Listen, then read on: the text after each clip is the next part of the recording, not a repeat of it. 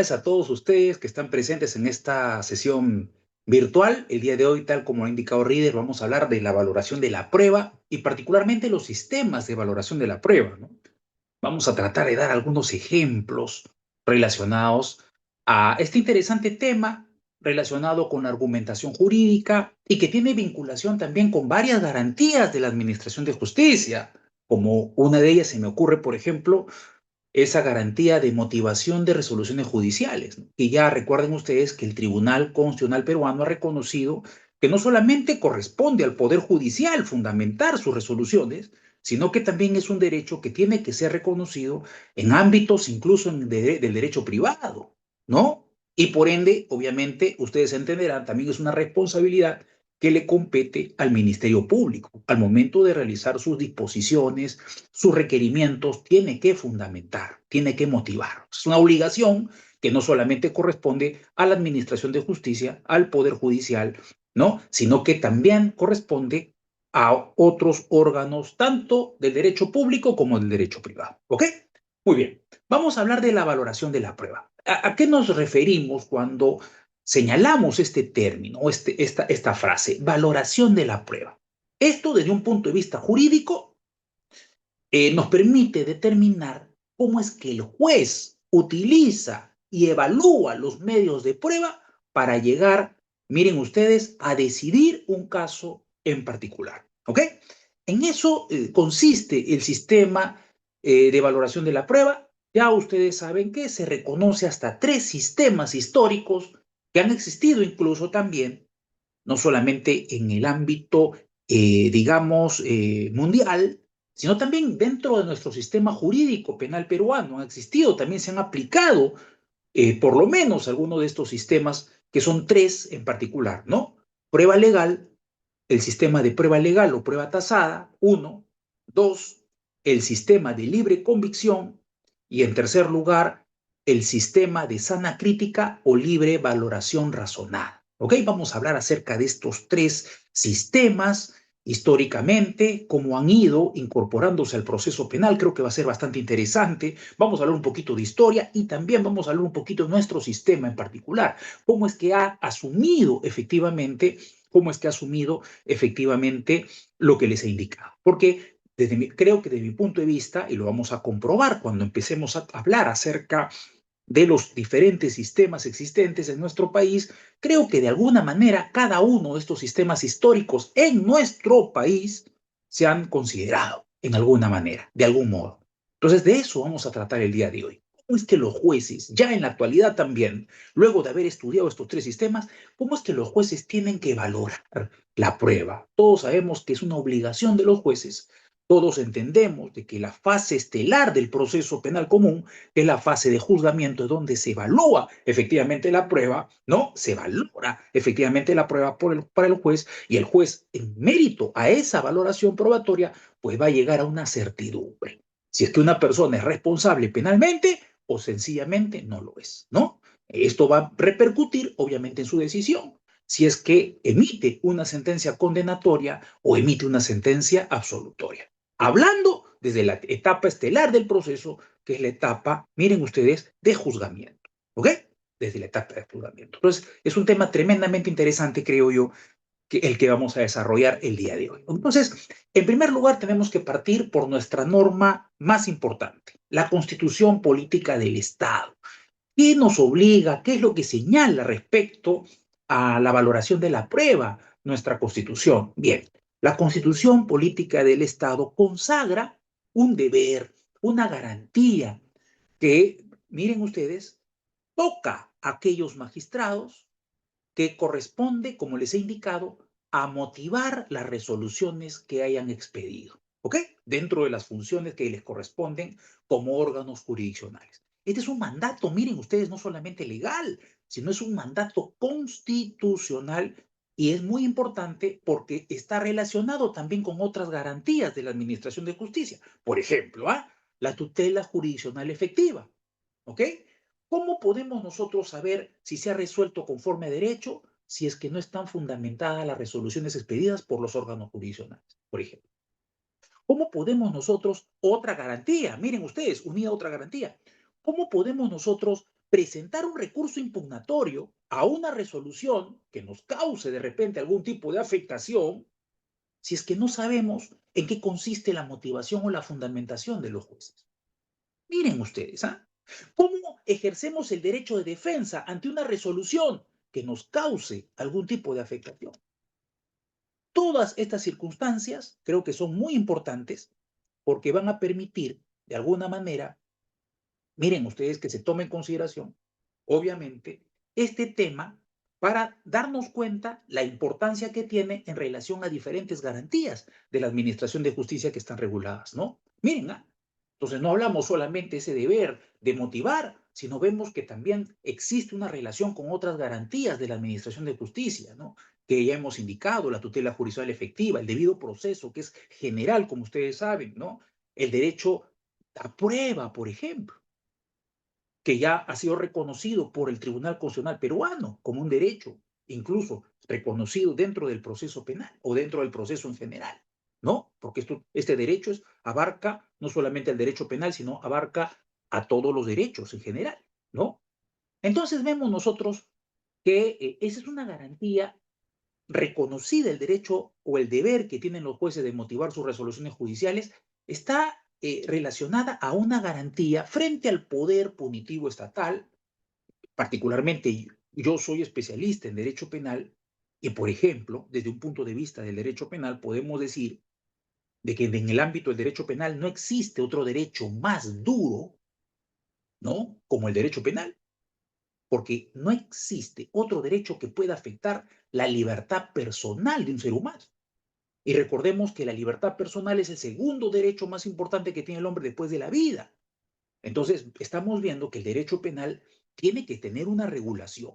Y si bien es cierto, cuando vemos la Constitución, dentro de las garantías de la Administración de Justicia, la motivación de resoluciones judiciales es una garantía, un principio general, todo proceso, pues dentro del ámbito penal obviamente tiene una característica muy importante, muy determinante, porque está en juego, obviamente, la libertad de un ser humano, la libertad personal de un ser humano.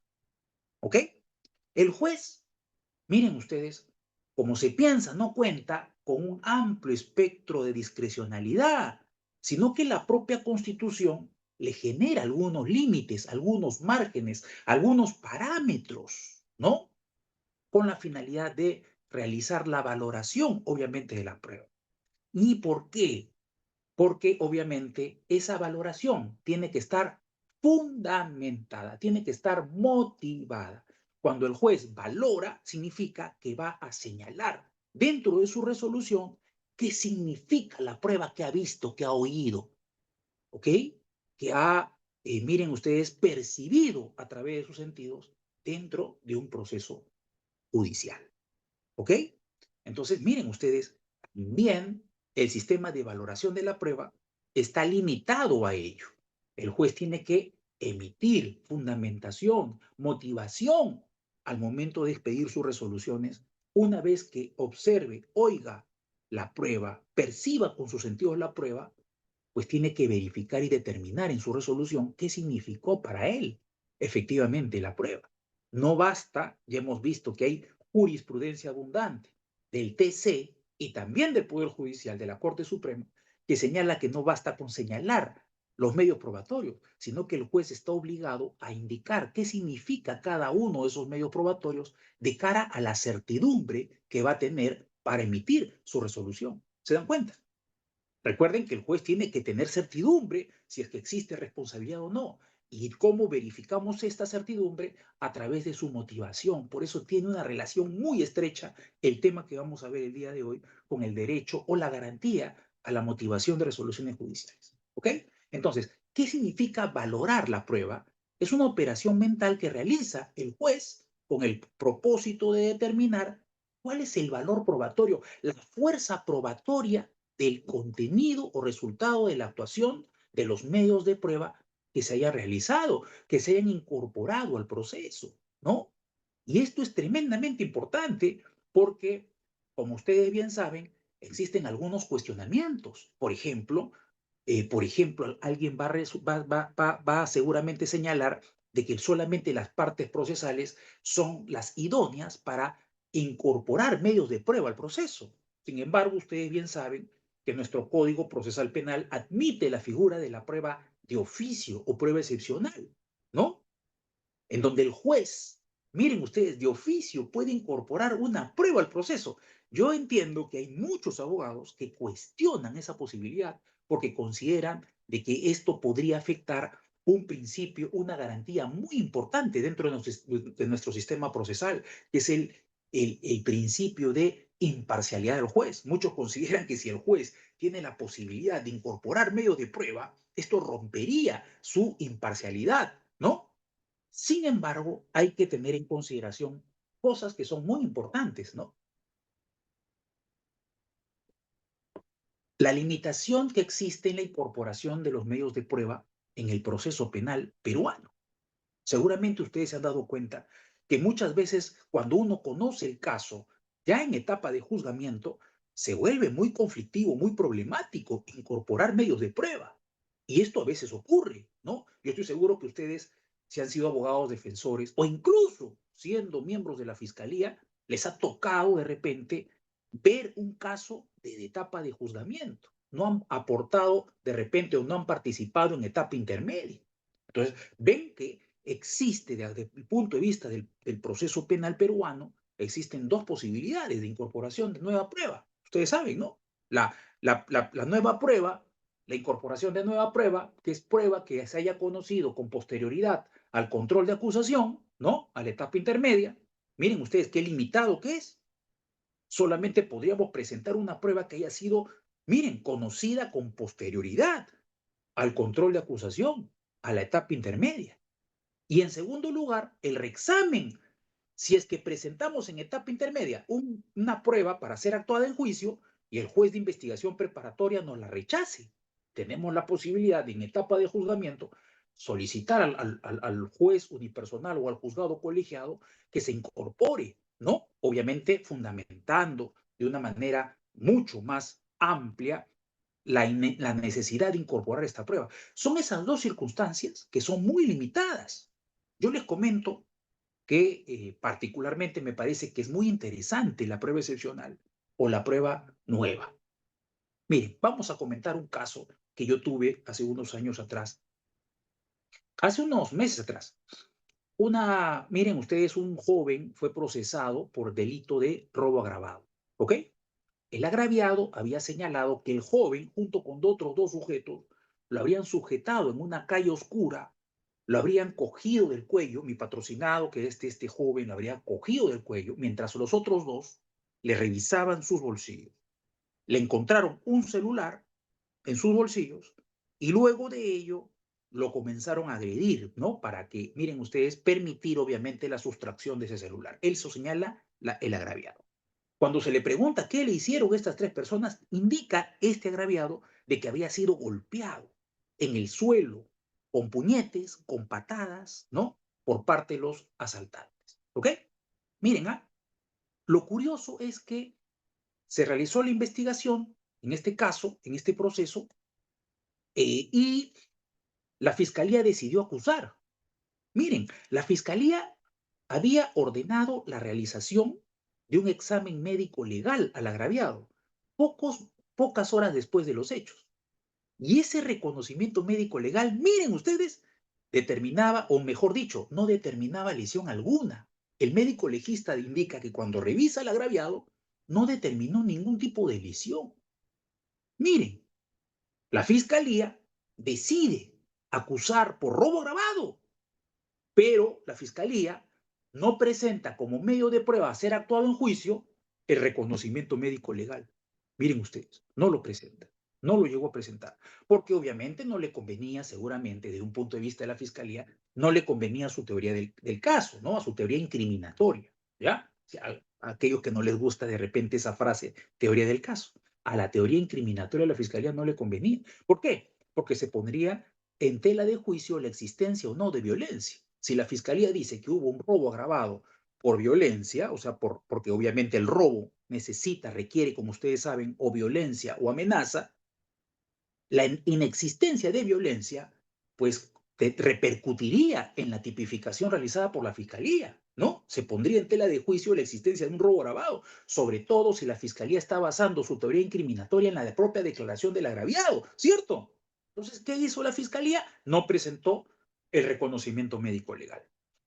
Etapa intermedia. La abogada en ese momento de este joven tampoco se dio cuenta. Se dio cuenta tampoco de este detalle y tampoco lo presentó, miren ustedes, en etapa intermedia, que es, como ustedes bien saben, la etapa en donde se puede presentar medios de prueba a ser actuados en juzgamiento. No se dio cuenta la abogada de este certificado médico legal, no lo presentó, miren ustedes, no lo presentó y fue a juicio, auto de enjuiciamiento, fue a juicio sin que se haya presentado ese medio probatorio.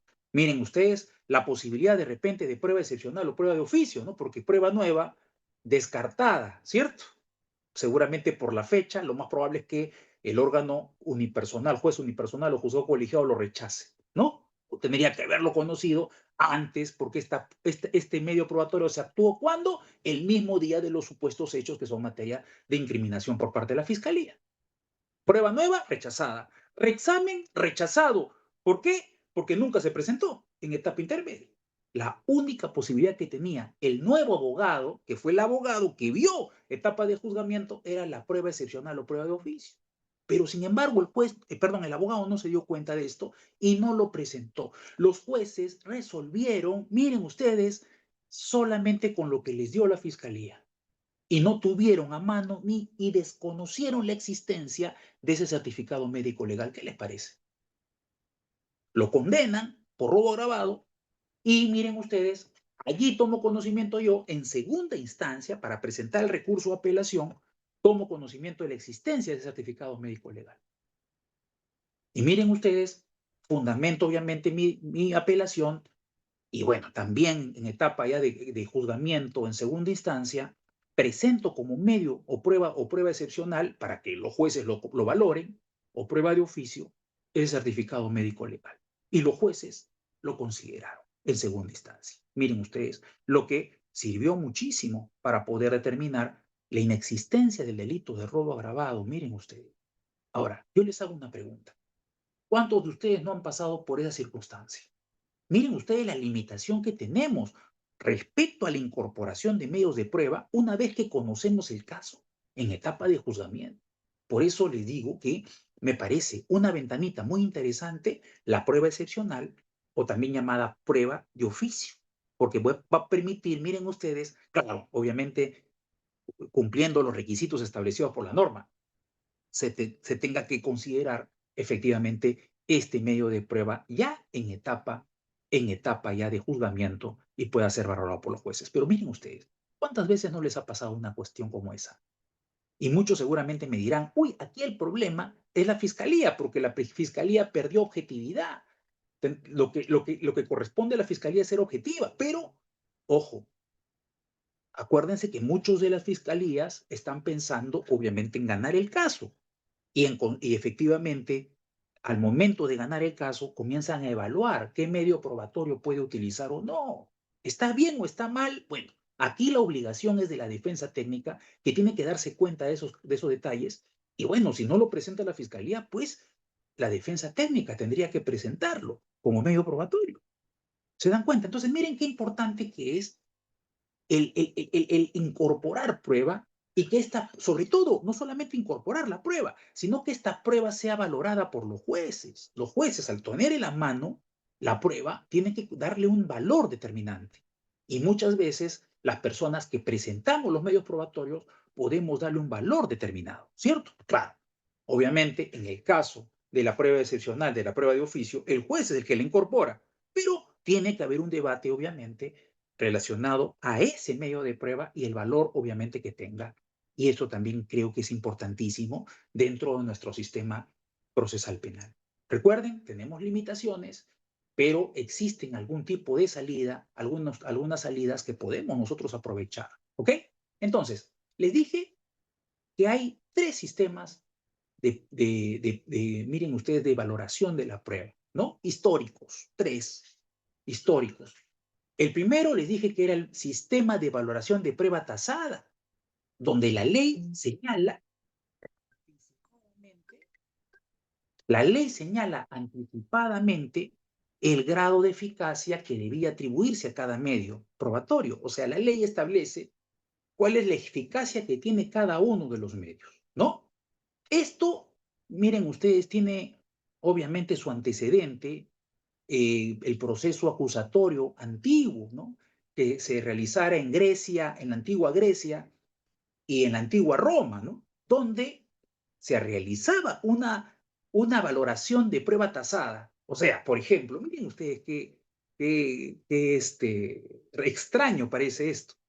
Pero la prueba tasada, ¿qué significaba? Significaba que, por ejemplo, las testimoniales tenían un valor, ¿no? Las testimoniales. Por ejemplo, ¿no? La declaración del agraviado en comparación a la declaración de un testigo. Obviamente la declaración de un testigo en ese momento se consideraba de mayor valor que la del propio imputado y también la del propio agraviado, por ejemplo. ¿Y esto qué implicaba? Implicaba la cantidad de pruebas que se tenía que considerar. Se hacía una sumatoria de pruebas y aquí en este sistema prácticamente ganaba el que más pruebas presentaba o más pruebas a favor tenía, ¿cierto? Si yo, por ejemplo, como imputado, presentaba 3 pruebas y el agraviado me presentaba 5 pruebas, pues el que ganaba era el agraviado, porque tenía más pruebas que las que yo tenía. Miren ustedes, ¿ah? Eso es en el sistema acusatorio antiguo. En nuestro país hubo un sistema de valoración de prueba tasada. Yo creería que sí. Y efectivamente, yo les recomiendo, no sé si ya conocen, yo supongo que sí, varios de ustedes conocen, el Museo de la Santa Inquisición en Lima, ¿no? Que creo que no sé si está cerrado en la actualidad, que queda al costado del Congreso de la República. Allí uno va a ver, cuando uno da y visita el Museo de la Santa Inquisición en Lima, un sistema inquisitorio, ¿no? Inquisitivo, mejor dicho, un sistema inquisitivo que se aplicó en nuestro país. Recuerden ustedes que existía la reina de las pruebas, que era la confesión, ¿no? La confesión era la reina de las pruebas. O sea, tenía un valor superior la confesión a cualquier otra prueba que existente. Y para que miren ustedes, se llegue a la confesión, recuerden ustedes que en ese momento se torturaba al imputado, ¿no? ¿Se acuerdan? Entonces, en el Museo de la Santa Inquisición, ustedes van a ver todas las, todas las formas de tortura que se le practicaba a la persona que estaba imputada por la comisión de un hecho delictivo. Obviamente, allí la cosa es bastante cruda. Si la persona aguantaba todas las torturas, significaba que era inocente. Y miren ustedes, era muy raro en esa época determinar inocencia, ¿no? Porque bueno, por las torturas que eran tan duras, tan drásticas, pues normalmente las personas confesaban haber cometido un hecho delictivo, ¿cierto? Esto nos hace acordar, miren, en nuestro sistema jurídico peruano, judicial peruano, esto nos hace acordar, por ejemplo, no sé si ustedes han escuchado las ordalías o los juicios de Dios, que varias culturas históricas han tenido, ¿no? Por ejemplo, los hunos, ¿no? ¿Qué pasaba con los hunos? Cuando había un conflicto jurídico, ¿cómo solucionaban su caso, no? Solucionaban su caso fácil. Hervían agua en 2 ollas enormes y bueno, el que decía la verdad tenía que demostrar que decía la verdad metiendo la mano al agua hervida. Si los dos metían la mano al agua hervida, el que mantenía más tiempo, miren ustedes, en el agua hervida su mano, demostraba que él estaba diciendo la verdad. Una locura, ¿no? Ahora escuchamos eso y decimos, pues qué salvajada. Esa era la justicia antes, ¿no? Antes, ¿no? Entre otras pruebas que se hacían o en estas ordalías, que varias culturas, incluso los propios judíos, mantenían e históricamente han tenido este tipo de sistema de evaluación de prueba tasada. ¿Ok? Entonces, miren ustedes qué importante que es este sistema que felizmente ha quedado en el pasado, ¿no? Imagínense que la ley diga, bueno, las testimoniales tienen mayor valor que las pericias, o las pericias tienen mayor valor que las testimoniales, ¿no? Bastaría con presentar, si es así, si estamos ante una valoración de prueba tasada, tendríamos que presentar varias pericias y con eso demostraríamos que tenemos la razón, ¿no? Y eso sería, digamos, creo que incongruente en la actualidad. En la actualidad ya no podríamos pensar de esa manera. Por lo tanto, este sistema de evaluación de prueba tasada podemos considerarlo bastante injusto. bastante injusto, y por eso ha quedado, digamos, relegado, ¿no? Relegado en la historia, incluyendo en nuestro sistema procesal penal, ¿ok? ¿Ok? Vamos al segundo sistema. En el segundo sistema de valoración es el que se denomina sistema de valoración de íntima convicción. Miren ustedes, íntima convicción, así se denominaba, ¿no? ¿De qué dependía esto? Ya ustedes seguramente se dan cuenta inmediatamente. Dependía del buen criterio del juzgador. El juzgador, miren ustedes, no se le obligaba a fundamentar, porque el juzgador escuchaba la prueba y dependía de su buen criterio. No existía la obligación de motivar incluso. El juzgador se hacía una idea en la cabeza y en base a eso emitía su resolución. Miren qué tremendo. Ahora, ustedes van a decirme seguramente si este sistema se aplicó en el Perú. Claro que sí. Y yo he sido testigo de un caso. Miren ustedes, y bueno, obviamente en esa época, en la época, digamos, del sistema procesal penal anterior, antes también de la incorporación de garantías, yo supongo que era bastante común emplear este sistema de valoración de íntima convicción, ¿no? Y seguramente se ha mantenido con una frase que seguramente ustedes han escuchado, ¿no? Los señores jueces o el señor juez, por criterio de conciencia, que es una frase muy utilizada en las resoluciones. Criterio de conciencia. Esa era una frase muy utilizada por los jueces, por criterio de conciencia. ¿Qué significaba? Significaba porque para mí la persona era culpable o para mí la persona era inocente, pero no tenía la obligación de fundamentar ni motivar.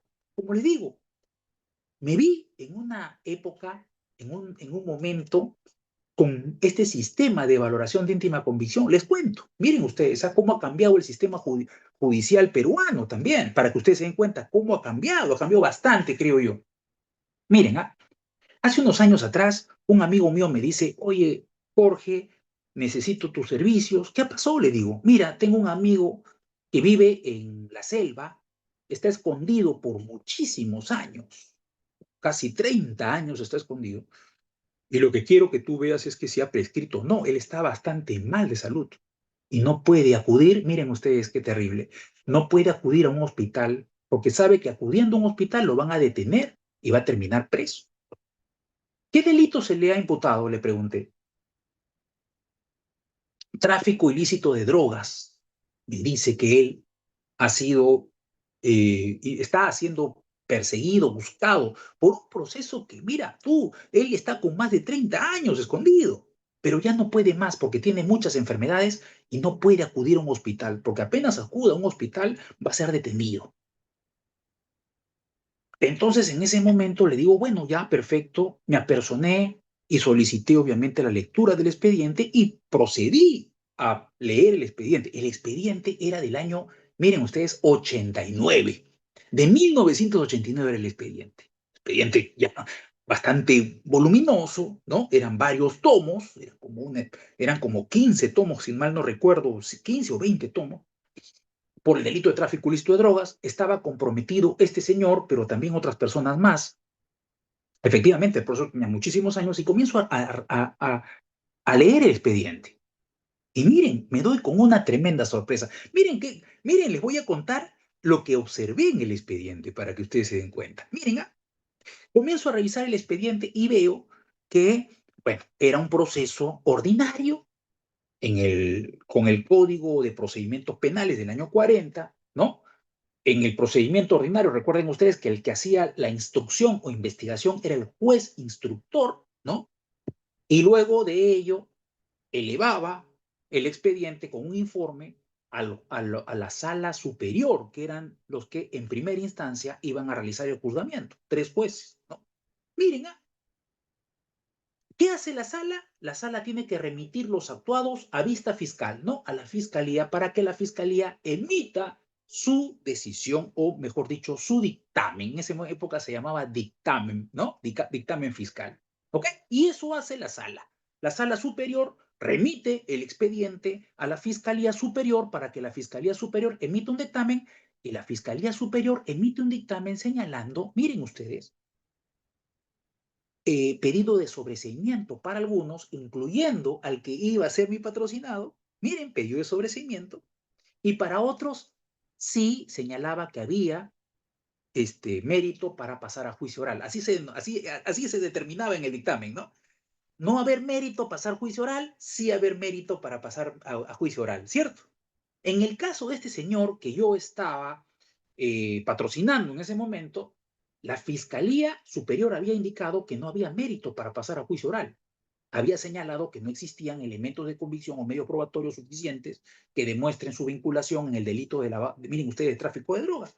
Pero miren lo curioso, llegó a la Sala Superior Penal y la Sala Superior Penal emite una resolución que era de mero trámite prácticamente, miren, no pasaba de 5 líneas, sin fundamentar. Señalaba nada más, miren, de que ellos consideraban que por imperio de la ley tenía que ser elevado ese expediente a la Fiscalía Suprema para verificar si la Fiscalía Suprema acusaba o no. Miren ustedes, por imperio de la ley. Una frase que se me quedó, miren ustedes, en la mente. ¿Qué significaba eso? Porque les daba la gana, no había fundamento alguno. Miren ustedes. Lo curioso es que eleva es a Fiscalía Suprema y el fiscal supremo a cargo de este caso, por imperio de la ley, en un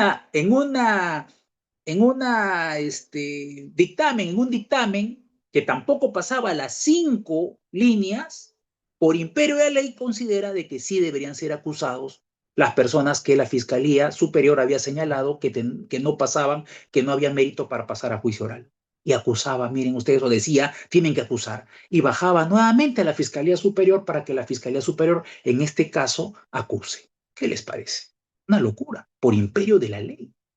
Esto es claramente un sistema de valoración de íntima convicción, donde el juez no necesita fundamentar, donde el juez no necesita motivar. Es lo que se le ocurra, obviamente, al revisar el caso. Dice, bueno, he revisado el caso y para mí tendría que este señor realizar su juzgamiento. Ahora, miren ustedes todas las garantías que afectaría eso. En la actualidad eso no podría darse. ¿Por qué? Miren, afectaría una serie de garantías. Miren, primera garantía, miren, imparcialidad, la más importante, una de las más importantes. Una de las más importantes. La imparcialidad. ¿Por qué? Recuerden ustedes, la propia sala, que es la que va a juzgar, la propia sala, que era la que se iba a encargar de juzgar, estaba diciendo que tendría que incorporarse esa persona como acusado. Y por eso lo elevaba a la Fiscalía Suprema. Entonces, pregunto, ¿eso no es una sentencia ya adelantada? Si la sala misma dice, a mí no me parece que él esté fuera del proceso, más bien tendría que ser incorporado. Ya te está diciendo, lo voy a condenar. Miren ustedes, y pónganse a pensar cuántos principios y garantías más se verían vulneradas a raíz de esa decisión de esa sala. Miren ustedes, ese es el sistema de valoración de íntima convicción, el que, miren ustedes, el criterio de conciencia, el espíritu de la ley, el imperio de la ley, es el que determina y no determina ninguna fundamentación en la decisión tomada por el juez. ¿Eso lo hemos tenido en nuestro sistema jurídico procesal penal? Claro que sí. Y yo lo he visto particularmente en ello. Y si ustedes comienzan a revisar expedientes con esa antigüedad, en la década de los 80, en la década de los 70, se van a dar cuenta de que mientras más antiguo sea el expediente, mayores aplicaciones de este sistema de valoración de íntima convicción vamos a ver. Y recuerden esa frase que es la frase de criterio de conciencia, por criterio de conciencia, es una frase muy utilizada en ese sistema, que hasta ahora se mantiene, porque yo veo algunas resoluciones que dice el juez por criterio de conciencia, pero fundamentando, ¿no? Fundamentando. Ya las cosas han cambiado, obviamente, en el transcurrir de los tiempos. Miren qué interesante. Y ahora vemos en nuestro sistema un sistema de sana crítica. Tercer sistema de valoración jurídica, sistema de sana crítica. ¿En qué consiste ese sistema de sana crítica? Ya ustedes me han escuchado y seguramente ustedes inmediatamente se dan cuenta en qué consiste ese sistema. Este sistema, la valoración, tiene que ser realizada de manera lógica, crítica, basadas en reglas de la lógica, la psicología, la técnica, la ciencia. Miren ustedes, el derecho y sobre todo las máximas de experiencia aplicadas al caso. Miren qué interesante. Bueno, acá cambia todo. Recuerden ustedes que la tecnología ha ido avanzando y ahora es mucho más fácil probar que antes, ¿no? Tenemos un aparatito todos, que es nuestro teléfono celular y nos permite, miren, grabar audios, videos, tomar fotografías, ¿no? Y esto ha permitido, obviamente, que se realicen una serie de exámenes, ¿no? La evolución también de la ciencia ha generado que existen en la actualidad peritajes muy interesantes, ¿no? Peritajes dactiloscópicos, balísticos forenses, ¿no? De dosaje etílico, etcétera, etcétera, ¿no? ¿Y esto qué permite? Permite, obviamente, de que sea mucho más fácil demostrar en la actualidad, sea mucho más fácil probar en la actualidad hechos que antes, ¿no? Miren ustedes, ¿no? Pero hay que tener en consideración algo que creo que es muy importante. Cuando hablamos de peritos, tienen que ser verdaderamente peritos. Acá hay un problema que tenemos en nuestro país. A veces pensamos de que el perito puede ser cualquier profesional y es un error garrafal, creo que cometemos. Y de repente a ustedes les ha pasado, sea del Ministerio Público, sea del Poder Judicial o sean abogados defensores. ¿Les ha pasado que al momento de interrogar a un perito le preguntan cuál es su experticia y llegan a la conclusión que no tienen ninguna experticia? Pues eso es algo bastante común, lamentablemente. A mí me ha tocado interrogar, por ejemplo, a algún perito que ha hecho, por ejemplo, alguna pericia específicamente en un tema en particular, y cuando le pregunto cuál es su especialidad, me dicen, bueno, he estado en un curso organizado por un colegio de abogados sobre determinado tema en particular. O sea, ni siquiera es un tema relacionado a su ciencia, a su conocimiento, a su profesión. No sé si les ha pasado eso, pero es tremendamente común. Entonces, ahí hay un problema que tenemos en nuestro sistema jurídico penal, en nuestro sistema procesal. Pensamos de que perito es cualquiera. Miren el caso de nosotros, los abogados. Cuando nos preguntan, ¿no? ¿Qué profesión has estudiado? Uno dice, soy abogado. Y te preguntan inmediatamente después, ya, ¿y qué especialidad? Que no es suficiente ser abogado para conocer toda la ley, ¿cierto? Es necesario tener una especialidad. ¿Y por qué otras disciplinas o ciencias no pasa lo mismo? ¿Por qué no pasa lo mismo? ¿Por qué no se requiere en otras profesiones esa especialidad tan exigida a los abogados? Díganme ustedes. Ese es un tremendo error, creo que tenemos en el sistema procesal penal y tenemos que reevaluar o evaluar. ¿En verdad la persona que emitió un dictamen pericial es verdaderamente perito? ¿Es verdaderamente especialista en la materia? ¿O no? Yo estoy seguro que hay muchos peritos especialistas en la materia, pero también ustedes se habrán topado con personas que no tenían el conocimiento suficiente para ser considerados peritos. Estoy completamente seguro de eso, porque yo me he topado muchísimas veces con ello. Entonces, eso creo que es importantísimo determinar. Otra circunstancia también determinar, la máxima de experiencias, ¿no?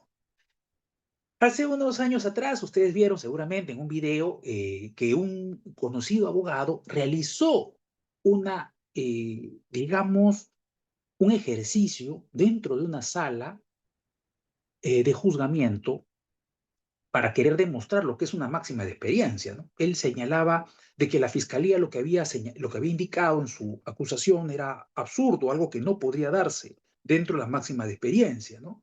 Y empujó, ¿no? Unas carpetas que cayeron, ¿no? Que cayeron y bueno, esto generó un problema, parece que al juez no le gustó mucho esta forma de mostrar cómo funcionaría una máxima de experiencia, ¿no? ¿Se acuerdan? Seguramente ustedes han visto seguramente el video. Muy bien, las máximas de experiencia son los que podemos, en base a nuestro conocimiento, en base a nuestra formación, podemos ya darlo como ya un hecho, ¿no? Por ejemplo, han habido algunos casos muy interesantes en donde las máximas de experiencia han sido muy interesantes. ¿Se acuerdan ustedes? Hubo un caso de un joven que se perdió en el Colca. ¿Se acuerdan ustedes? Se perdió en el Colca. La fiscalía comenzó a procesar a este joven, perdón, a la pareja o a la enamorada de este joven. La consideraron responsable, la encontraron a esta chica en un lugar bastante remoto, en una cueva, ¿se acuerdan ustedes? ¿Ok? La llevaron a esta chica, la interrogaron, y al momento de interrogarla, la chica dijo algunas cositas que no fueron creídas y bueno, se generó todo una parafernalia relacionada, obviamente, a su declaración, incluso para muchos, ella era la persona que le habría empujado. ¿Se acuerdan ustedes? ¿Se acuerdan? En ese caso en particular, no voy a señalar los nombres, ¿ya? No voy a señalar los nombres, por razones, como ustedes saben, obvias, ¿no? Recuerden ustedes que este video seguramente va a ser publicado, hay que evitar identificaciones, ¿no? Por cuestiones, obviamente, del dolor familiar y otras cosas más. Pero creo que es un caso muy interesante que puede servirnos. Miren, resulta que esta chica fue investigada, ¿no? Porque se convirtió en investigada por parte de la fiscalía. La fiscalía comenzó a investigar, hubo un fiscal que comenzó a investigar este caso. Y bueno, lamentablemente, ¿se acuerdan ustedes que hubo gran cantidad de testigos que empezaron a señalar una serie de cosas increíbles? Y es un tema que ocurre normalmente cuando un caso es mediático, ¿no? A veces uno ve al testigo, escucha al testigo y el testigo en el proceso te dice una cosa y bueno, en la vida real te dice otra, o tal vez, eso me ha pasado, he visto casos como esos, ¿ah? O tal vez también resulte que el testigo salga a los medios, ¿no? De alguna manera, querer decir algo que no es la verdad. Esto está estudiado en la psicología del testimonio, ¿ah? Recuerden ustedes. Y se pone en juego la declaración de un testigo en la psicología del testimonio. Se considera que el testigo puede mentir, puede errar, ¿no? Puede tener ciertos sesgos que le impidan darse cuenta de la realidad. O sea, la declaración de un testigo no es 100% fidedigna, ¿no? Sin embargo, recuerden que la declaración testimonial dentro de un proceso penal es considerada pues una prueba muy importante. Pero en la psicología del testimonio te señala pues algunas circunstancias que pueden generar o poner en duda la declaración de un testigo. Miren, por ejemplo, ¿ustedes sabían que la forma de preguntar puede determinar la respuesta? ¿Sabían ustedes eso o no? Miren ustedes, se ha demostrado de que la forma de preguntar puede ser determinante. Ustedes han visto lo que ha ocurrido hoy día. Ha habido un choque terrible con 3 muertos, lamentablemente, ¿no? En una vía en el centro de Lima. Y fíjense ustedes, si le preguntamos a un testigo, ojo, si le preguntamos cómo fue el accidente de tránsito, su respuesta va a ser completamente diferente a si le preguntamos cómo fue el choque entre los dos vehículos. ¿Y por qué? Porque normalmente la respuesta del ser humano, el cerebro funciona de esa manera. La respuesta depende de lo que él vislumbre, ¿no? Lo que él se imagine. Entonces, si decimos un accidente de tránsito, obviamente estamos hablando de una circunstancia que no es una circunstancia tan grave como el hecho de un choque, de un impacto entre dos vehículos. Lo que se imagina el testigo va a determinar su declaración. ¿Esto qué significa? Significa que un testigo puede ser manipulado o no. Puede ser manipulado. Miren ustedes. ¿Ok? Eso lo estudia la psicología del testimonio. Es otro tema. Seguramente alguno de ustedes ha conocido la psicología del testimonio. Les recomiendo que empiecen a investigar un poquito respecto a ello. Se está llegando a algunas conclusiones respecto a la declaración de un testigo y que no es 100% fiable ni 100% confiable. Ojo. Ok, les estaba comentando, ¿no? De este caso. ¿Por qué máximas de experiencia? Porque hubo alguno que otro testigo que dijo, yo he visto en la noche que han enterrado un cuerpo en el cementerio. ¿Se acuerdan o no? El fiscal que hizo, vamos a empezar a exhumar los cadáveres para ver de repente si el cadáver de este joven está, recuerden que no se encontraba el cuerpo por muchos meses. Va a ver si está de repente eso ocurrido. Miren ustedes, una locura, ¿no? Luego fue cambiado, ¿se acuerdan ustedes? El fiscal fue cambiado por una fiscal que utilizó, miren ustedes, la regla de la lógica, ¿no? La máxima de experiencia. ¿Dónde se encontró a la joven? En la cueva. Ujú. Entonces, ¿qué pasó con el joven? Fue a buscar ayuda. ¿Se acuerdan? Esa fue la declaración de ella, ¿no? Él fue a buscar ayuda mientras que ella se quedó en la cueva. Ajá, entonces, si es que es así, el cuerpo del joven, si es que ha caído, tendría que estar cerca del lugar donde se encontró la joven. Miren ustedes, miren ustedes, y dicho y hecho, esta fiscal ordenó o dispuso que aquellas personas que empezaron a buscar el cuerpo, esas personas voluntarias, muchas de ellas, se realicen en un radio justamente en donde se encontró la joven y se encontró en un lugar bastante caprichoso, recuerden el cuerpo, ¿no? De una manera tremendamente caprichosa. No cayó al final del desfiladero, sino que se quedó en el medio del desfiladero, una locura, ¿cierto? Esto originó que se le realicen los exámenes correspondientes y esto determinó, miren ustedes, si efectivamente Blanca, ¿no? Sentado, y esto determinó que se llegue a la conclusión de que él habría caído y no habría sido empujado. ¿Por qué? Por la forma en que él se quiso asir, obviamente, ¿cómo se llama? De la montaña, ¿no? Se quiso asir, las lesiones estaban de manera frontal, no de manera, digamos, en la espalda, ¿no? Dorsal. Y eso determinó, miren ustedes, una conclusión. Se cayó lamentablemente. El joven quiso ayudar a la chica y bueno, lamentablemente, penosamente, cayó. No llegó a ser empujado, ¿cierto? Y esto generó el archivamiento de esa causa. Aplicándose, miren ustedes, estas técnicas que les he indicado, las máximas de experiencia, las reglas de la lógica, las lesiones verificadas en el cuerpo de este joven. Hubo otro caso muy interesante, ¿se acuerdan? Un caso ocurrido en un estadio. ¿Se acuerdan, no? Sí, efectivamente, Alex, fue archivado ese caso. ¿Se acuerdan el caso de este ocurrido en el Estadio Monumental, no? Se imputaba a dos jóvenes haber empujado desde un palco a un hincha de Alianza Lima, ¿no? Y haber generado su muerte. ¿Se acuerdan? Fue un caso también bastante mediático. Miren ustedes, ¿qué es lo que determinó esto? ¿Qué es lo que determinó esto? Si fue homicidio o no. Al final fueron sentenciados dos jóvenes por homicidio, ¿se acuerdan? Pero se determinó que era homicidio porque ellos decían que en ningún momento lo empujaron, sino que él se habría caído. ¿Cómo determinaron que se cayó? O mejor dicho, ¿cómo determinaron que lo habrían lanzado y no que se habría caído? Por la forma de caída, si ustedes se dan cuenta, ¿cierto? La forma de caída no fue vertical, sino fue en diagonal. Miren ustedes, por eso el cuerpo de este joven golpea a un muro, a un pequeño muro, ¿no? De la tribuna y luego cae al piso. Se determina en su muerte que había golpeado efectivamente su cabeza contra ese muro y eso es lo que habría generado la muerte de este joven.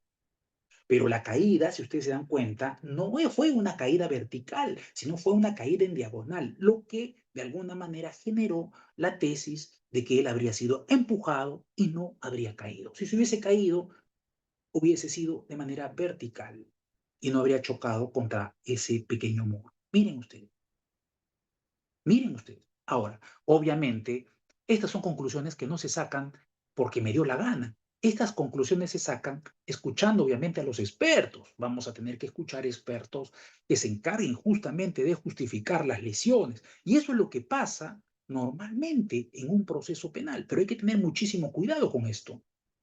Hace unos años atrás tuve la posibilidad, miren ustedes, de ver un caso interesantísimo, ¿no? Miren, pese a que era faltas, miren ustedes, a veces hay casos que parecen menores, pero que son tremendamente importantes, ¿ah? Miren, ¿ah? Una amiga mía me dice, ¿sabes qué? Mira, Jorge, he tenido un problema con otra mujer, ¿qué pasó? Bueno, me he peleado con ella salía con mi pareja y nos hemos agarrado a golpes, las dos. Pero yo pensaba que ahí quedó todo, me voy a mi casa y luego me llega una notificación señalando que tengo fecha para ir a declarar y que estoy siendo procesada por delito perdón, por faltas contra la persona. Por favor, ayúdame. Bueno, la ayudé, fui a revisar, miren ustedes, el expediente en el juzgado de paz correspondiente y me doy con una sorpresa interesante, que esto seguramente a todos los que están en el Poder Judicial les recuerda. Yo también he trabajado en el Poder Judicial y yo sé por qué les digo esto. ¿Han visto ustedes que en los expedientes, normalmente cuando se encuentra algo que es trascendente, importante, se le hace un doblez, ¿no? Así más o menos, ¿no? Y está resaltado, ¿cierto? Eso todos lo sabemos. Cuando vemos un expediente y vemos que hay un doblez, eso significa que para la persona que ha revisado ese expediente o esa carpeta o como quieran llamarlo, o ese cuaderno, es algo importante y puede ser determinante. Entonces yo, cuando reviso el expediente, veo que el certificado médico legal practicado a la supuesta víctima estaba doblado. Miren, y estaba resaltado las lesiones que había encontrado el médico legista, porque sí, efectivamente determinó que tenía diferentes lesiones en el cuerpo. Miren ustedes, moretones en diferentes partes del cuerpo. Miren, moretones en diferentes partes del cuerpo. Ahora, lo curioso, ¿cuál es lo curioso? Lo interesante. Lo interesante es cuando veo la fecha de realización del certificado médico legal. Había sido realizado 7 días después de los hechos. Díganme ustedes, 7 días después de los hechos, ¿una persona puede mantener las lesiones o las lesiones mantendrían el color morado o no? ¿Qué nos enseña la medicina legal? Miren, miren ustedes, la regla de la experiencia, ¿cierto? Que la coloración de las lesiones va cambiando conforme pasan los días. Morado después de 7 días, obviamente, ahí la tesis es única. Ella se autoinfligió las lesiones para poder pasar por médico legista. ¿Se dan cuenta o no? Y miren ustedes, una circunstancia que tomó en consideración el juez, valoró, hablando de la valoración de la prueba, valoró el juez de paz para absolver a mi patrocinada por las faltas contra la persona. ¿Qué les parece? Y es que obviamente tiene muchísimo que ver, como les digo, la regla de la lógica, la experiencia, ¿cierto? Claro, ¿no? Como dice Elizabeth, o se golpeó o se hizo golpear por otra persona. Ya sabemos nosotros, a menos que tenga algún tipo de patología, ¿no? Algún tipo de enfermedad que no permita que la coloración cambie pasando los días. Eso no se llegó a demostrar y más bien se demostró, miren ustedes, se demostró de que la que se tendría que haber autoinfligido los lesiones fue ella misma. Miren, ¿qué le parece?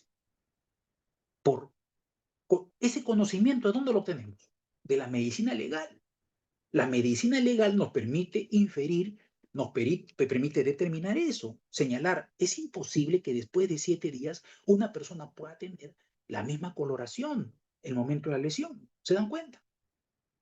Eso es el sistema de sana crítica o libre valoración razonada.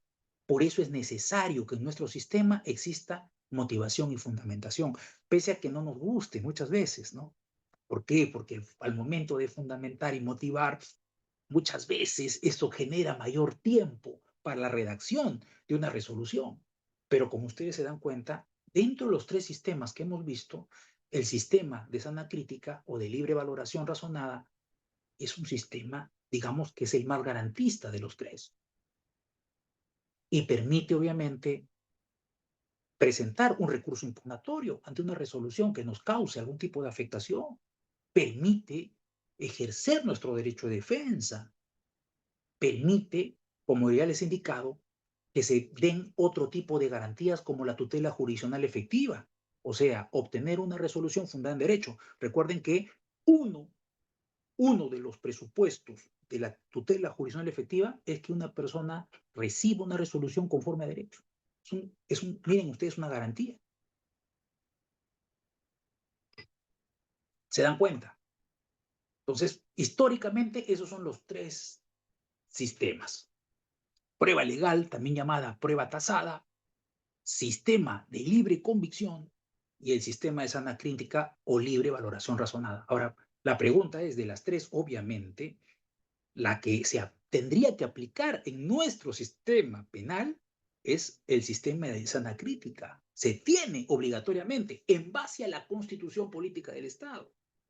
Cuando existe alguna afectación, obviamente, a este sistema, podríamos, y de repente no se motiva correctamente una resolución, miren ustedes, podemos cuestionarla señalando que se ha incumplido una importante garantía de la Administración de Justicia, que es efectivamente la motivación de las resoluciones judiciales, que les he indicado que no solamente le corresponde al Poder Judicial, también le corresponde al Ministerio Público e incluso a aquellos tribunales privados.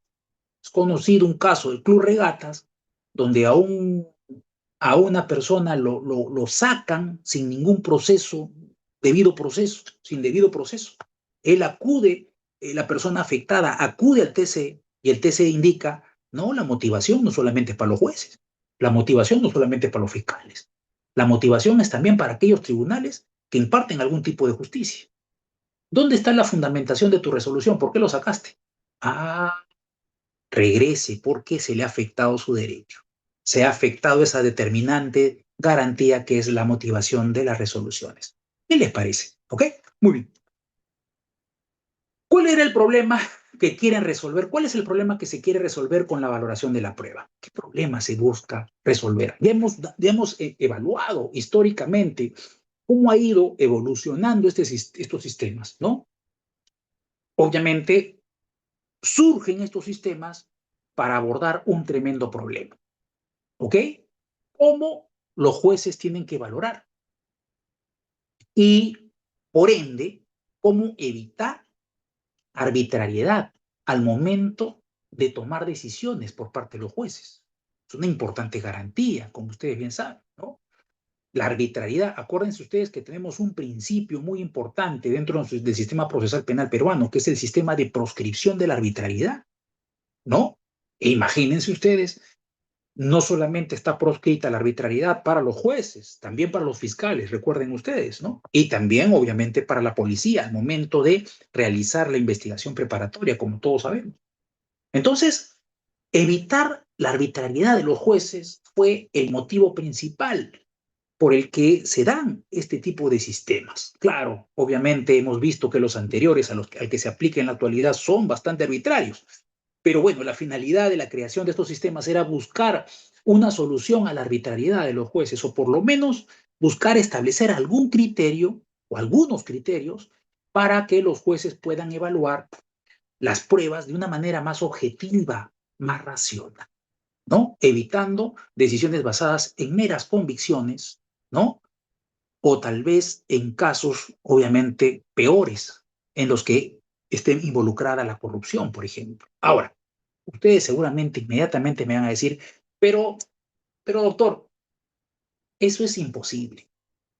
Los jueces siempre van a tener sus convicciones personales. Sí, efectivamente. Eso es efectivamente. Eso también ha sido investigado desde el campo de las neurociencias. Sí, el juez está predispuesto. El juez puede tener prejuicios. El juez puede tener, miren ustedes, sesgos cognitivos. Yo les comento un caso verdadero y les recomiendo que vean y lean de repente si pueden obtener la novela Zully o puedan ver la película Zully. Veo que esta película está en HBO, ¿no? Los que tengan HBO Max, HBO Max, vean Zully. Dense un tiempito, de repente, un momento que puedan, vean esa película. ¿Por qué? Porque trata sobre hechos reales. El caso de este señor al que se le apodaba Zully, que es un diminutivo de su apellido es mucho más largo. ¿Qué pasó con este señor? Seguramente ustedes han conocido el caso del denominado el milagro del río Hudson, ¿no? ¿Qué ocurre? Zully, piloto de avión, sale del aeropuerto de Nueva York, lamentablemente unos gansos entran a los motores del avión y el avión sufre desperfectos. Miren, él tiene que tomar decisión, tiene aproximadamente 180 pasajeros atrás, tiene su copiloto y tiene efectivamente con Tom Hanks, Eric, sí, efectivamente, Tom Hanks hace el papel de Sully. ¿Qué ocurre? Él tiene que tomar decisión inmediatamente en el aire. Una, retroceder y regresar al aeropuerto. Le dice a su copiloto y él mismo pide autorización para volver y en el aeropuerto le dan esa autorización para volver, pero él piensa y dice, no voy a llegar, me voy a estrellar. Luego, ¿qué otro aeropuerto es cercano? Hay otro aeropuerto cercano. Pide autorización para que vaya, miren ustedes, No va a haber spoilers, Jackie. Te vas a dar cuenta, bueno, algunos, ¿no? Pero de eso no trata la película, pero obviamente tengo que hablar del tema jurídico, ¿no? Del tema jurídico, que es lo más importante. Pero obviamente de eso no trata la película, del tema jurídico, pero tengo que hablar del tema jurídico, Jackie. Te voy a valorar un poquito la película, un poquito, ¿no? Entonces, pero es buenísimo, ¿ah? Es buenísimo porque sirve de fundamento, les va a servir a ustedes un montón, a un montón. Sean fiscales, sean jueces, sean trabajadores del Poder Judicial, sean abogados. Les va a servir un montón porque se van a dar cuenta que el cerebro está lleno de sesgos. Nosotros mismos estamos llenos de sesgos, de prejuicios. Miren ustedes, ¿ah? Entonces, ¿qué ocurre? Vamos a aterrizar a la siguiente aeropuerto y determinan de que no llega. Él dice, no llego, le dan autorización, puede aterrizar, no voy a llegar, me voy a estrellar. Entonces toma una decisión, en ese momento una decisión tremendamente loca, loca para muchos. Ojo, hacer un milagro. ¿En qué consistía su milagro? Acuatizar en el río Hudson, un avión comercial. Miren ustedes. Ok, acuatizar en el río Hudson y una situación que muy pocos pilotos en el mundo harían, lo hace Sully. Llega a acuatizar este avión comercial en el río Hudson. Salva la vida de todos sus pasajeros. Pero lo procesan porque querían determinar cierta negligencia al momento de volar. ¿No les hace conocido esto en varios casos que ustedes seguramente han tenido? Yo he visto muchísimo de estos casos, ¿eh? Muchísimo de estos casos, ¿eh? Ahorita le voy a contar un casito que tuve hace poco.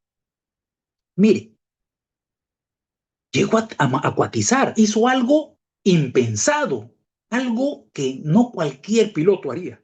Acuatizó en el río Hudson.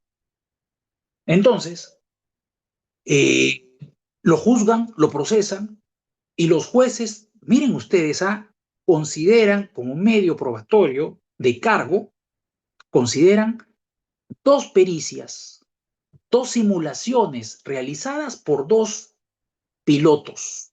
En tierra, miren ustedes. Simulaciones.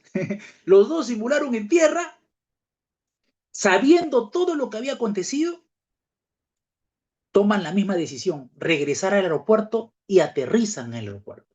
Miren ustedes. Y esto quería ser utilizado como medio probatorio en contra de Sully.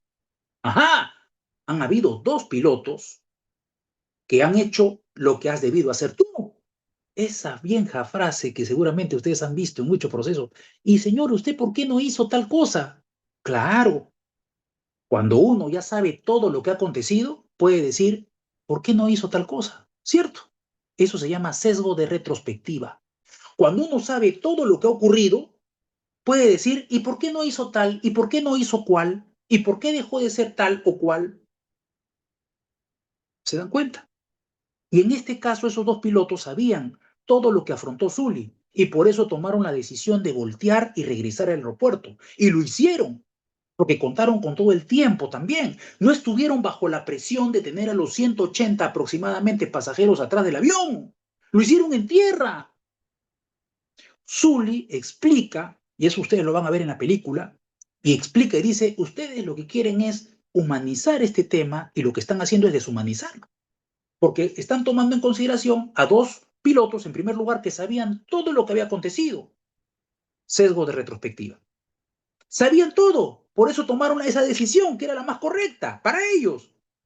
Y en segundo lugar, ellos no están en el aire, bajo toda la presión que exige efectivamente pilotar un avión con más de 180 pasajeros. ¿Y eso? ¿Son robots acaso los pilotos? Miren ustedes, el tribunal determinó y dijo, sí, tienen razón, pues. Y consideró que lo que hizo Sully fue algo extraordinario, que pocos pilotos podrían hacerlo en el mundo, en el mundo. Yo les digo, ¿No les ha ocurrido ese caso como ese? Hace unos años, hace unos meses atrás tuve un casito. Yo defendía a un médico. Miren ustedes, ¿ah? Miren ustedes para que se den cuenta. El médico era un médico cirujano, ¿ok? ¿Qué ocurre? En plena pandemia, un paciente ingresa por emergencia, un dolor inguinal terrible, un médico lo atiende y diagnostica, ajá, tienes una hernia inguinal, ¿ok? Pero para verificar que mi diagnóstico es correcto, mejor es que te hagan un examen médico. Así que pasas mejor a que te realicen un examen para verificar y confirmar el diagnóstico. Ya, perfecto. Lo pasó para que otro médico le realice un examen ecográfico. Y en el examen ecográfico el médico determina el mismo diagnóstico, hernia inguinal. Miren ustedes. ¿Y cuál es el protocolo cuando hay una hernia inguinal en ese hospital donde lo atendieron? Que en no más de 48 horas se le realice una operación. Sala de operaciones urgente. Llegó a sala de operaciones y la médico a cargo determina, ve el examen, revisa nuevamente al paciente y determina efectivamente hernia inguinal adentro para operación. Y mi patrocinado lo opera, lo corta, ¿ok? Y al momento de cortar se da cuenta de que el diagnóstico había sido falso, había sido equivocado. Lo que tenía era una orquitis que no era necesario operar. Y él le dice, ¿no? Señor, porque la anestesia no era general, sino local, le dice, señor, no es, miren ustedes, no es una hernia inguinal, sino que es una orquitis. Así que lo voy a tener que coser nuevamente. Bueno, hay una equivocación en el diagnóstico, pasarlo al especialista correspondiente, que era un urólogo. Miren ustedes, ¿ah? ¿Saben lo que decía la fiscalía la fiscalía acusó por lesiones a mi patrocinado? ¿Ah? ¿Y sabe lo que decía la fiscalía? ¿Por qué no pasó por urólogo si era el especialista? ¿Qué les parece? ¿Por qué no pasó por urólogo? Por una sencilla razón. Porque no había motivo, pues. Si en el momento de la evaluación nadie determinó que tenía orquitis el señor. Eso se llama sesgo de retrospectiva. Utilizada, aplicada en un caso de la vida real, que dicho sea de paso, ustedes, ustedes seguramente están inmediatamente pensando algún caso que han tenido donde esos sesgos seguramente se han dado. Hay varios sesgos, ¿ah? Y es otro tema. Esperemos de que haya una posibilidad de hablar de estos sesgos cognitivos en algún momento para que se den cuenta cuántos sesgos existen y qué se puede hacer para acabar con esos sesgos. Pero ¿qué les parece? Miren ustedes, ¿ah? Ahora, ojo, ¿ah? Mi patrocinado fue responsable, pero la pregunta es, ¿habría una responsabilidad? Hay un examen médico que determina el diagnóstico realizado por, miren ustedes cuántos médicos. Y cuando fueron los médicos legistas, cuando se le realizó el contrainterrogatorio, ellos determinaron, incluso uno de los médicos legistas sufría de orquitis, miren ustedes, y señalaba este médico de que los síntomas son muy similares y que hay un 10% de equivocaciones aproximadas al momento del diagnóstico de algún mal que se pueda haber generado.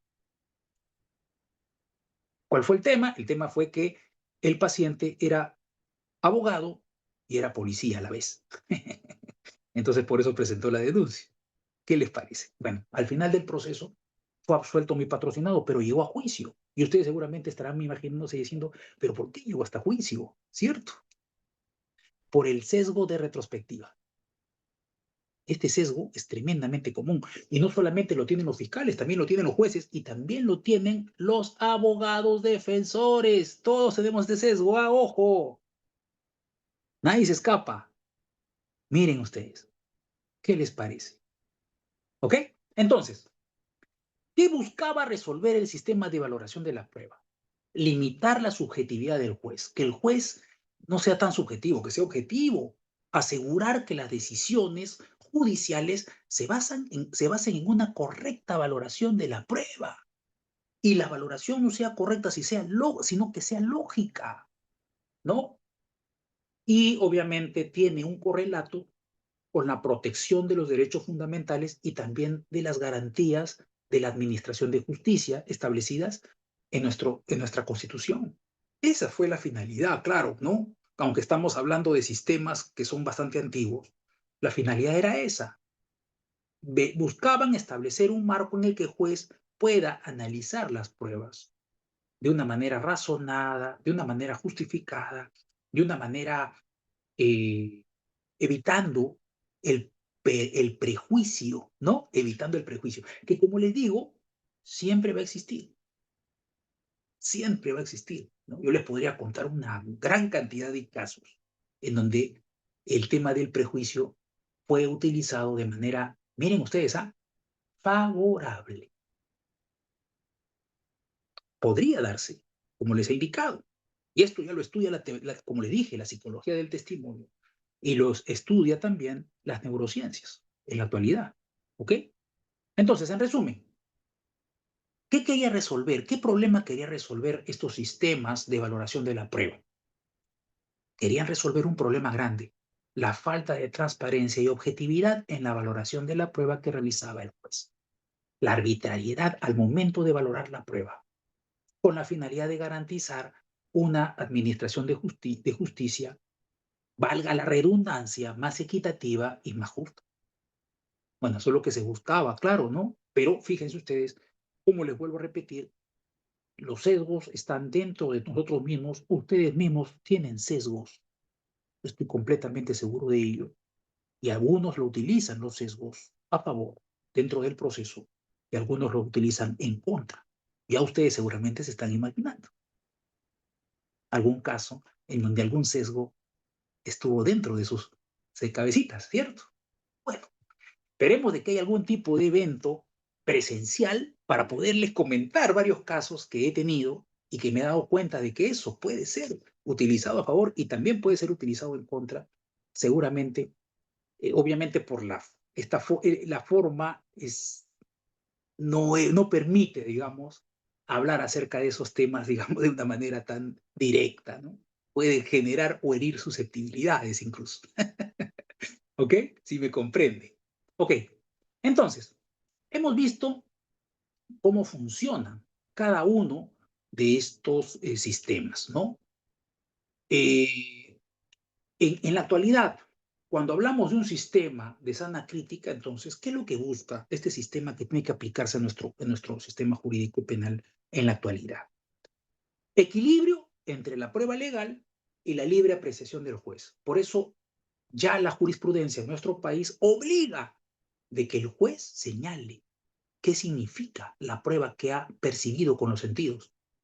Si no, habría una afectación a la motivación, a la garantía de motivación de resoluciones judiciales. O sea, el juez no solamente tiene que indicar, hemos escuchado a tal testigo decir tal cosa, sino también el juez tiene que explicar qué significa para él el testimonio de esa persona.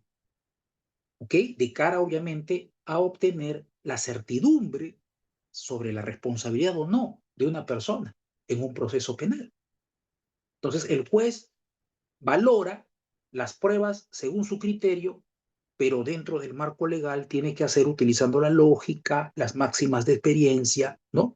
Y hay que recordar algo que es muy importante, creo que es importantísimo, que la sana crítica, ¿qué implica? Implica un análisis que sea racional de las pruebas, buscar coherencia, concordancia con otros fundamentos también o con otros elementos que tenga la prueba, y también, sobre todo, la fiabilidad de las fuentes. ¿Qué tan fiables son las fuentes?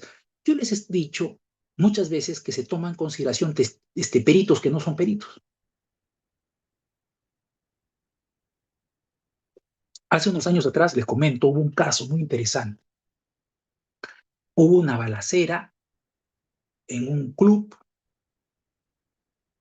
y, bueno, se procesó a una persona por haber disparado a otra en el rostro. ¿Ok? Hubo una pelea, una discusión entre diferentes grupos en un evento social llamada apoyada.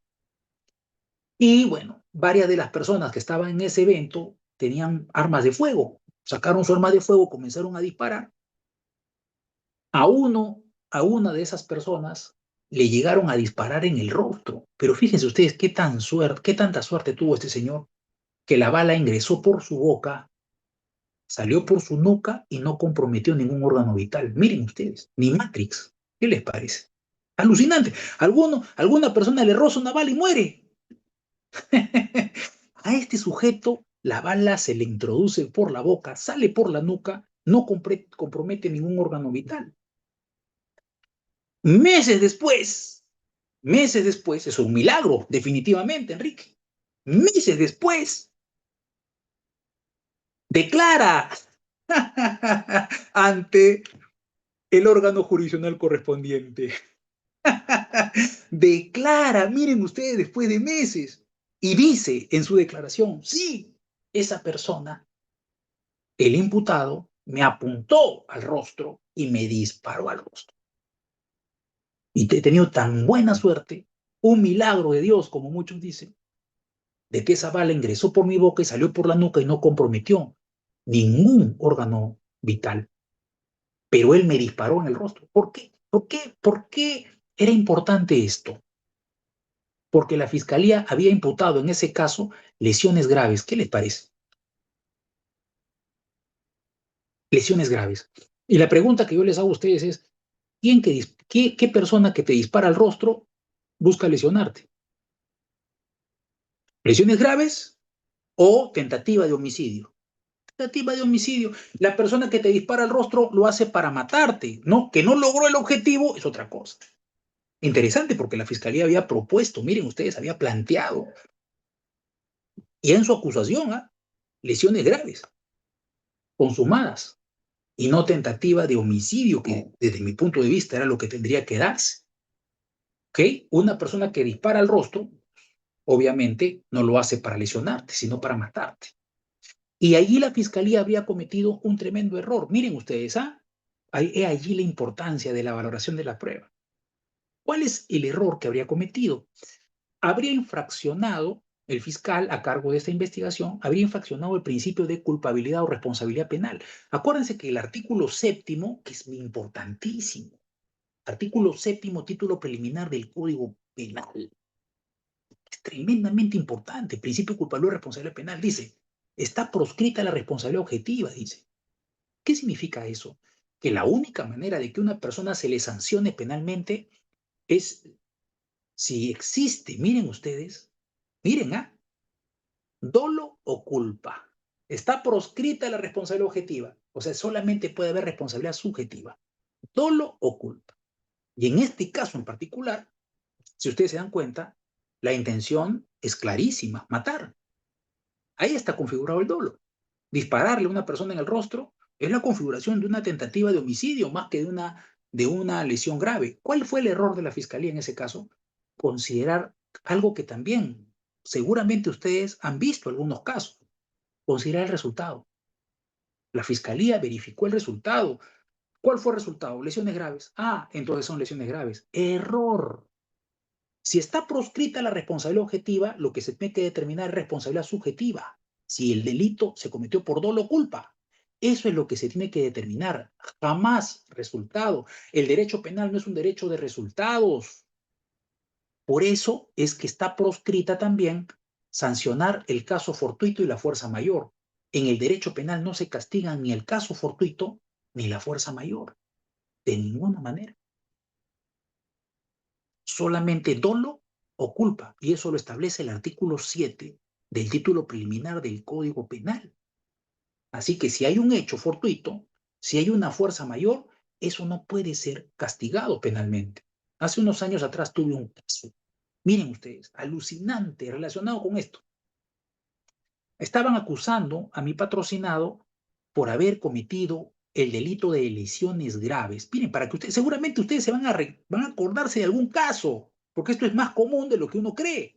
Miren, mi patrocinado manejaba su vehículo, se iba a una universidad a estudiar en la mañana, hora de la mañana, y en una intersección de la avenida, un chofer se pasa la luz roja, un taxista imprudente se pasa la luz roja, choca a mi patrocinado no puede controlar su vehículo y se estrella contra un puesto de desayunos, lesionando 6 personas de manera grave. La fiscalía imputó lesiones culposas graves cometidas, 1, por el chofer del taxi y 2, por mi patrocinado. Miren ustedes, lo que hizo la fiscalía en ese caso, si ustedes se dan cuenta, es imputando resultados. Eso está en contra del artículo 7 del título preliminar del Código Penal. Si ustedes se dan cuenta, al momento, bueno, les cuento un poquito más porque de repente no tienen la información necesaria. Mi patrocinado, se hizo la evaluación y se determinó que mi patrocinado iba a la velocidad establecida en el reglamento de tránsito. Y se demostró por el video, por un video, y se demostró también por la declaración del cliente, del pasajero, del taxista, de que él se había pasado la luz roja. En el video se ve que él se pasa la luz roja y incluso el pasajero, al momento de declarar, dice, señor, yo le dije, le advertí que estaba manejando de manera imprudente, no me hizo caso. Se pasó la luz roja, yo lo vi que pasó la luz roja. Pero la fiscalía consideró que tanto este taxista imprudente que se había pasado la luz roja como mi patrocinado, los dos habrían cometido delito de lesiones culposas graves. Lo que hizo, fue, como ustedes se pueden dar cuenta, imputar resultado, que ya les he indicado que eso no debe hacerse. Dolo o culpa. Y la pregunta en ese momento era, ¿y dónde radica la culpa en la conducta de mi patrocinado si se demostró que había conducido conforme a ley, conforme al reglamento de tránsito? ¿Dónde está? Recuerden que en un delito culposo, para que exista un delito culposo, tiene que haber una infracción del deber de cuidado. Muchos dicen, no, un delito culposo es cuando me dolo. Falso. Un delito doloso tiene que existir, tiene que generar una infracción exactamente, Katia. Por eso es importante conocer esto. Una infracción del deber de cuidado. ¿Dónde estuvo la infracción del deber de cuidado de parte de mi patrocinado? Si manejó conforme a la regla de tránsito. ¿Quién es el responsable? El taxista que se pasó la luz roja. Ahí está la infracción del deber de cuidado.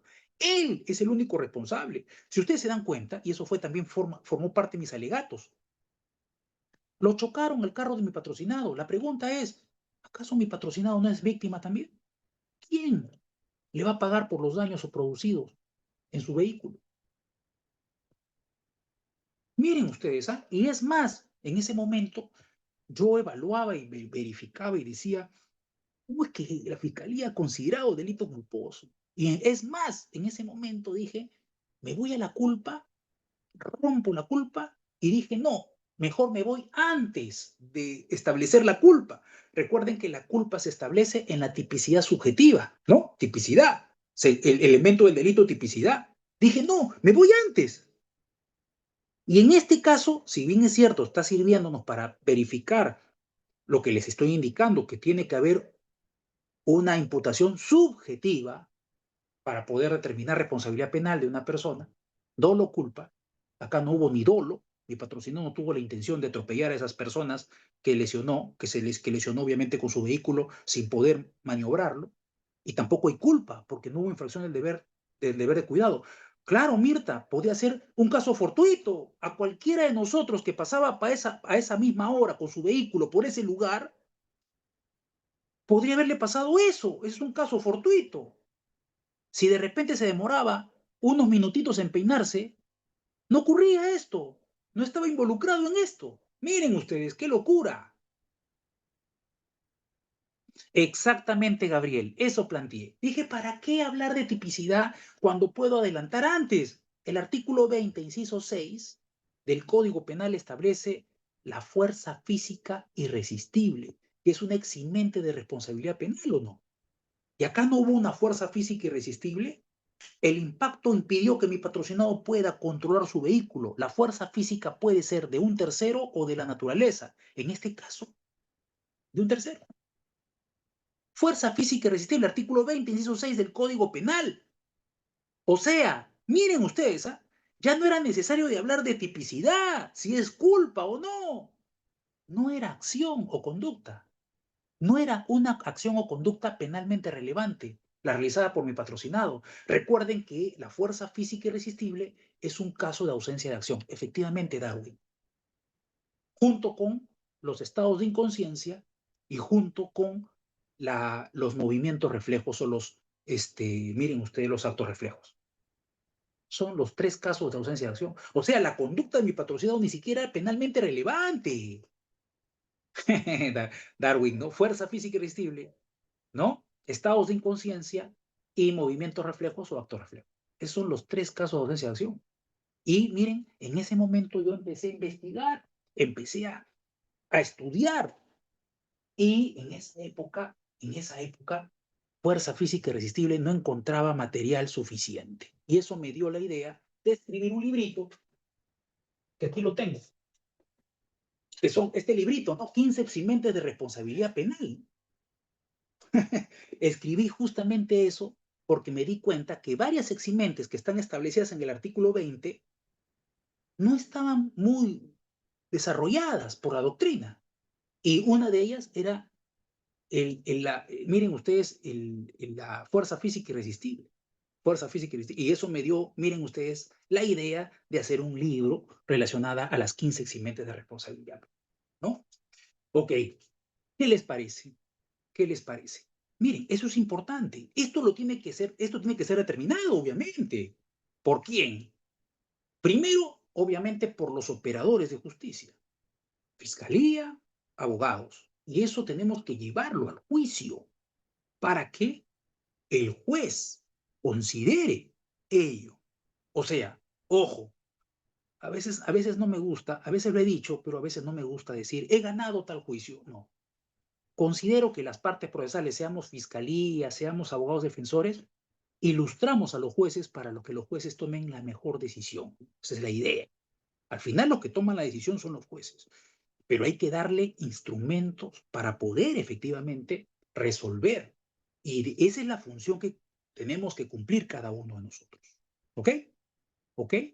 Muy bien. Entonces, miren ustedes, esa es la finalidad de este sistema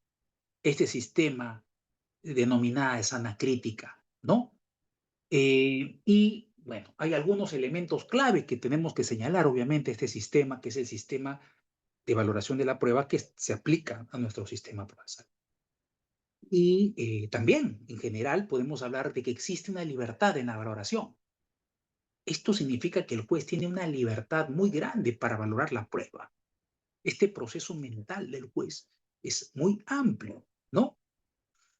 Pero siempre tiene que estar guiada por unos parámetros que son la razón y la lógica, así como se exige de que nuestras teorías del caso, nuestras tesis de defensa o tesis incriminatorias, si es la fiscalía, sean coherentes, pues también las resoluciones tienen que ser coherentes, definitivamente. Otro elemento clave, como ya les he indicado, la motivación de la decisión. El juez tiene de manera clara que explicar, de manera coherente, tiene que explicar cómo llega a la conclusión, cómo llega a resolver el caso, ¿no? Luego, la utilización de las reglas de la lógica, la ciencia y la experiencia, que les he indicado que es interesante, les he mostrado algunos casos. Obviamente los conocimientos científicos, las máximas de experiencia, las reglas de la lógica son muy importantes para poder establecer efectivamente un resultado, que es la decisión tomada por el juzgador. Otro también elemento crucial de la valoración de la prueba es la contrastación con la realidad, ¿no? Miren qué importante. Lo que hemos hablado hoy tiene una relación estrecha con la realidad. Les he demostrado en varios casos que he tenido y en varios casos que se han conocido qué importancia que tiene lo que estamos hablando, miren ustedes, con la realidad. Eso también tiene que determinar la prueba. La prueba debe de contrastarse con la realidad. ¿Y esto qué implica? El análisis de tiempo, modo, lugar de los hechos. Recuerden lo que les advertí del caso de la mujer que lesionó a la otra mujer y después de 7 días se fue a pasar su examen médico legal con todo el cuerpo amoratado. Esto me hace recordar otro caso que tuve hace unos años atrás, les comento. Miren ustedes, era una joven que había señalado que su tío la había violado sexualmente, ¿ok? La joven indica de que había sido llevada por su tío a un hostal y en el hostal habría sido, eh, digamos, violada sexualmente en contra de su voluntad. ¿Qué fue lo que generó el cuestionamiento a la declaración? Bueno, yo estoy seguro que ustedes al momento, miren un prejuicio, les digo, un prejuicio que tenemos, un sesgo. Si yo les comento esto, dentro de su cabecita ustedes están pensando, hay responsabilidad. La llevó a su sobrina. En estos delitos de violación sexual, es muy común ese sesgo. ¿O no? ¿O no? Inmediatamente en nuestra cabeza, caramba, su tío la llevó a un hotel, culpable. Miren ustedes, ese es un sesgo muy grande que ocurre en este tipo de casos. Pero les comento, miren, para que ustedes se den cuenta, también hay una cuestión que ustedes creo que seguramente han visto. Hay muchas denuncias falsas también. Oh, ella dice que fue violada sexualmente a los a los 3 días. Ella, miren ustedes, el día sábado ella dice, va el día lunes a la comisaría y dice, mi tío me ha violado, me ha llevado a un hotel y me ha violado sexualmente. ¿Cuándo ocurrieron los hechos? Le pregunta la policía. Ha sido el sábado, hace 3 días. Examen médico legal de manera inmediata. Miren ustedes, en el examen médico legal, el médico legista determinó que habían lesiones extragenitales antiguas, perdón, extragenitales y paragenitales antiguas. Miren ustedes, antiguas. ¿Qué dice la guía médico legal realizada, ojo, por los propios médicos legistas del Ministerio Público respecto a las lesiones antiguas, que tienen que ser de 12 días a más de antigüedad? Esas son las lesiones antiguas. Las lesiones recientes son las que tienen no más de 12 días. Si ella dice que fue violada hace 3 días y en el examen se determina que hay lesiones antiguas, ¿qué se pensaría? ¿Ratifica el certificado médico legal de existencia de violación sexual? Miren, la fiscalía consideró que sí, llevó este caso hasta juicio. Dijo, uy, acá está demostrado de que hay lesiones. Lo que no verificó la fiscalía fue que efectivamente las lesiones, más bien eso demostraba, ¿no? De que las lesiones habían sido más de 3 días, descartando la denuncia de violación sexual realizada por mi patrocinado. Eso es cuando vemos el resultado y no vemos, ¿qué vemos? Modo, lugar, tiempo. Recomendación que les hago a cada uno de ustedes. Verifiquen la fecha, verifiquen la hora, porque puede ser determinante.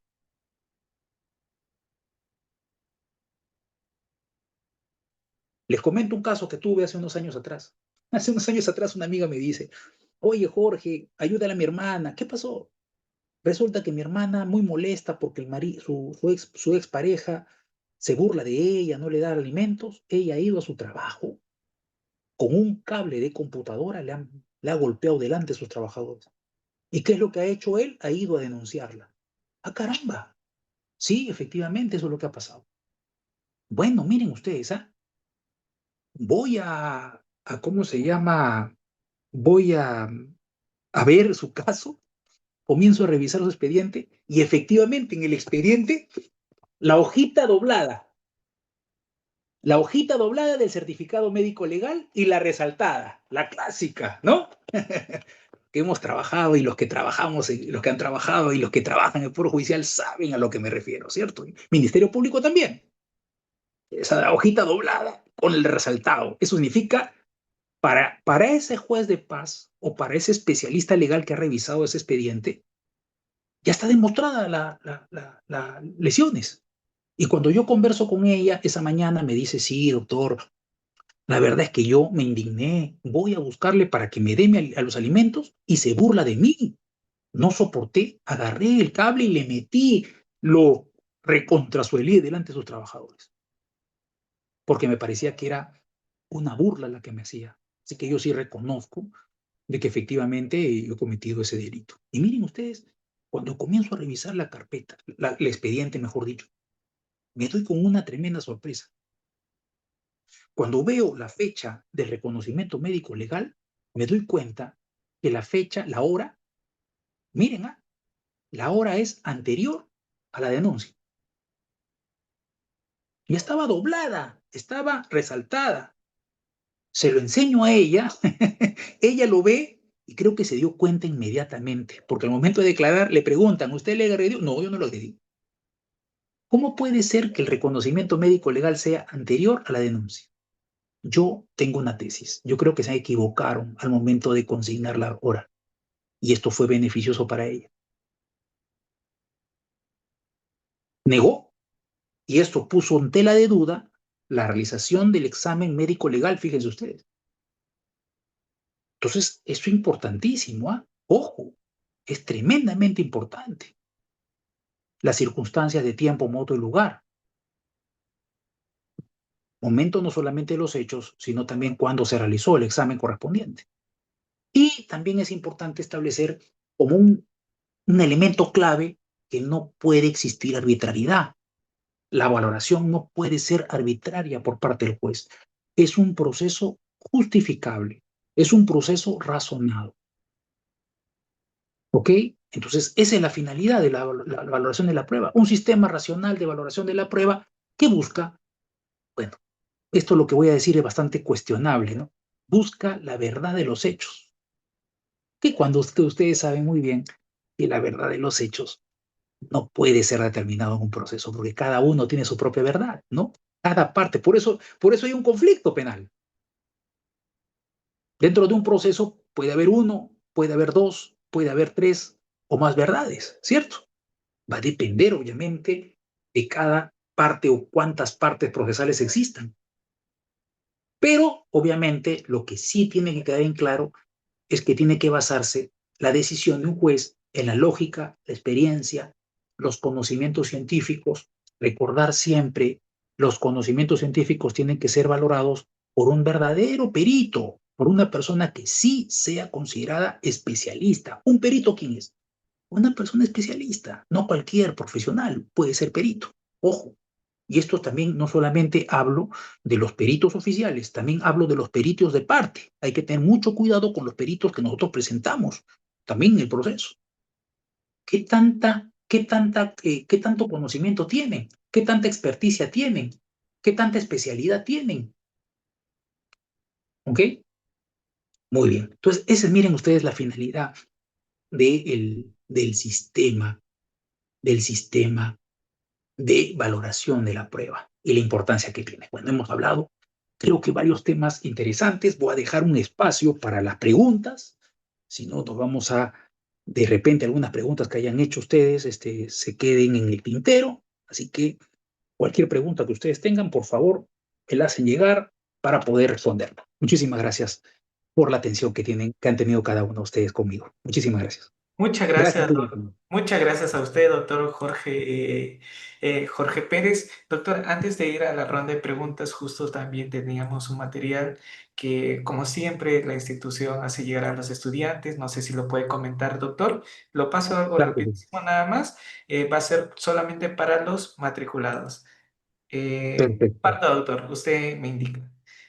Ajá, siempre, bueno, ustedes saben que siempre Udiápolis trabaja, ojo, materiales desde, miren, la jurisprudencia, la doctrina, así que yo les recomiendo, ¿no? Por ejemplo, miren, el derecho a prueba desde la óptica constitucional se utiliza bastante jurisprudencia, así que yo les recomiendo que también soliciten este material que es muy interesante, ¿no? Reader, Sí, doctor. Justo aquí también tenemos conceptos generales, que es ¿qué la es la prueba. prueba? Ajá. Muy bien, acepciones del término prueba, qué es una fuente de prueba que es importante también conocer, medio de prueba, ¿no? Excelente, ¿no? Objeto de prueba, muy bien. Miren ustedes, sí, hay bastante información muy, pero muy interesante que ustedes pueden utilizar, ¿no? No pueden ser consideradas, ¿no? Como objetos de prueba, ¿no? Muy bien, ¿no? Las fases, obviamente, de la valoración probatoria, ¿ok? Sí, está muy interesante y siempre bastante didáctico, ¿no? Bastante ordenado, los sistemas que hemos hablado el día de hoy y la jurisprudencia vinculante, ¿ok? Sí, les recomiendo que soliciten esta información a Reader porque creo que les puede ayudar bastante. Muchas gracias, doctor Jorge Pérez. Así que ya saben, estimados colegas, si deseas adquirir la clase, no solamente tendrás la grabación, vas a tener materiales como el PPT, materiales complementarios. Cada una de las jurisprudencias están con los fundamentos destacados de cada una de ellas para que ustedes puedan ir nada más a copiar y buscarlo en Google, pero ya tendrían el fundamento para que lo puedan analizar en su amplitud. Muy bien, doctor Jorge Pérez, entonces en estos momentos vamos a ir a la ronda de preguntas. Ya saben, una pregunta por estudiante, tener activo su cámara. Si aún no te has matriculado, puedes dejar tu número de celular en el chat. Doctor Camilo, por favor, una pregunta. Gracias. Gracias, doctor Ride. Buenas noches. Doctor Pérez, un gusto, doctor, saludarlo y agradecerle su excelente presentación. Doctor, mi pregunta va relacionada a la segunda parte del ofrecimiento de la prueba, en cuanto se refiere al reexamen, ¿no? Muchas veces se pide el reexamen, los abogados nos esforzamos por hacer la fundamentación y nos rechazan. En su experiencia, doctor, ¿cuál sería la metodología, la fórmula por la cual nos conlleva el convencimiento, ¿no?, de que el juez, que esta prueba debe ser admitida? Usted señaló, el fundamento debe ser nuevo y amplio. ¿Qué Sí. más, doctor, lo podría usted contar? Gracias, doctor, por su respuesta. Gracias a ti por tu pregunta, Camilo, muy interesante. Bueno, lo que hay que hacer, creo que en todos los casos, demostrar la importancia que puede tener la prueba que nosotros estamos presentando para la resolución del caso, para llegar a la certidumbre, lo que se conoce como la conducencia, ¿no? Señor juez, esto va a generar esta certidumbre, ¿no? Obviamente, en él, en el juez, ¿no? ¿Qué es lo que va a demostrar, ¿no? Y bueno, obviamente la utilidad y pertinencia, que es obviamente lo que también se tiene que fundamentar. Pero creo yo que lo que mayormente motiva a los jueces es qué es lo que va a generar esa prueba para que el juez pueda dilucidar responsabilidad o no. ¿Qué tan importante es y qué es lo que va a conllevar esa prueba para que el juez pueda considerarla, obviamente, y valorarla? Creo que hay que pensar siempre, mi estimado Camilo, en el juez. Creo que es un tema que también tenemos que trabajar mucho. ¿Cómo podemos convencer al juez? ¿Qué le podemos decir al juez para que el juez tome en cuenta este medio probatorio? Este medio probatorio, ¿qué tan importante puede ser en comparación a los que ha sido presentado, por ejemplo, por el Ministerio Público? Esas preguntas tenemos que responderlas al momento de fundamentar, me parece, Camilo. Muchísimas gracias por tu pregunta. Muchas gracias, doctor Camilo. Doy paso a la otra Mirta. Adelante, por favor. Una pregunta, doctora Mirta. ¿Puede activar su audio, doctora? Sí, nuevamente, doctora Mirta, le estoy dando pase al audio. ¿Puede activarlo? Sí, creo que está fallando. Ahí está, doctora. ¿Lo apagó, doctora? Nuevamente, por favor. Bien. Listo. Ok, okay, doctor Rieder, muy buenas noches, doctor Pérez. Muy bonita su diserción, bastante interesante. Doctor Pérez, hay una duda que yo tengo. Mire, por lo general, el fiscal, que es pues el que va a conducir, ¿no?, la investigación y todo lo demás, el que va a formalizar la acusación, muchas veces hace una acusación de forma muy subjetiva, ¿no? El caso que le puse hace un momento, ¿no? Por ejemplo, en los casos de tocamientos indebidos. Muchas veces esa nomenclatura de tocamientos es muy amplio. ¿Por qué? Porque a veces hay la situación de que solamente se tocó o se rozó a una persona por casualidad, pero esta persona pues acusa por tocamientos. Y sin embargo, haber puesto varias cosas, varias premisas al señor fiscal para que no acuse, no investigue, pero él abre siempre esa investigación por tocamientos indebidos, ¿no? Ahora, la situación viene en lo siguiente, doctor. Cuando uno formula, por ejemplo, a la oposición de la acusación del señor fiscal, se le ponen evidencias al señor juez el caso de los tocamientos con la prueba, con, ¿no?, la conducencia, a donde estamos llevando con lo que es el dictamen médico legal, pero sin embargo el juez no valora lo que uno le presenta, sino determina lo que el fiscal pide. Ahora, mi pregunta va más allá, doctor. ¿Qué puedo yo presentar más para hacerle ver al juez que efectivamente lo que el señor fiscal está tratando de demostrar no tiene la prueba necesaria. Mira tú, Birta, en el caso de tocamientos tenemos que pensar algo que es muy importante. Hace poco hemos visto un caso ocurrido en un circo, ¿no? Con una señorita. Nos estamos olvidando de algo que ya la jurisprudencia creo que había aclarado. En el caso de tocamientos tiene que haber una finalidad lúbrica, ¿no? El aspecto subjetivo del tipo, ¿no? Y eso no debemos de olvidarnos. El caso de tocamientos. Muchas veces las personas denuncian por violación, no se demuestra con el reconocimiento médico legal de esa violación y la fiscalía cambia de imputación a tocamientos porque considera que es, digamos, la vieja confiable, ¿no? Hay que tener en consideración el ánimo lúbrico, la finalidad lúbrica que tiene que tener el sujeto. Ahora, yo les digo, por una recomendación, hay que tener cuidado con los alegatos también. O sea, bueno, hay cosas que de verdad me gustaría de repente comentarles particularmente, pero les puedo decir algo que es muy importante. A veces también ponerse en el lugar de la otra persona podría generar algo positivo. Como les digo, positivo, muy positivo. Por ejemplo, a ver, miren, les voy a dar un dato excelente, extraordinario. En este tipo de delitos hay que tener en consideración algo que es muy importante, que tenemos la obligación de cuidar a nuestras hijas, ¿cierto? ¿Sí? En estos delitos, porque normalmente las víctimas son mujeres, aunque no en todos los casos, pero en la gran cantidad son mujeres, ¿cierto? Y la pregunta es, ¿y también no debemos cuidar a nuestros hijos si la denuncia es falsa? Ah, miren ustedes, ya les di un detalle interesante que pueden utilizarlo de repente, ¿no? Por ejemplo, ¿no? ¿Ok?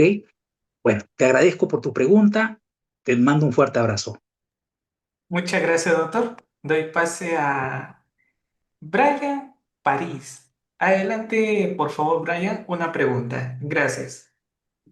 Gracias, doctor Rieder. Doctor, ¿qué tal? Muchas gracias por su ponencia, doctor. Bueno, mi cuestión va, doctor, en referente al tema de la prueba también, eh, algo similar a lo que justo ahora estaba comentando.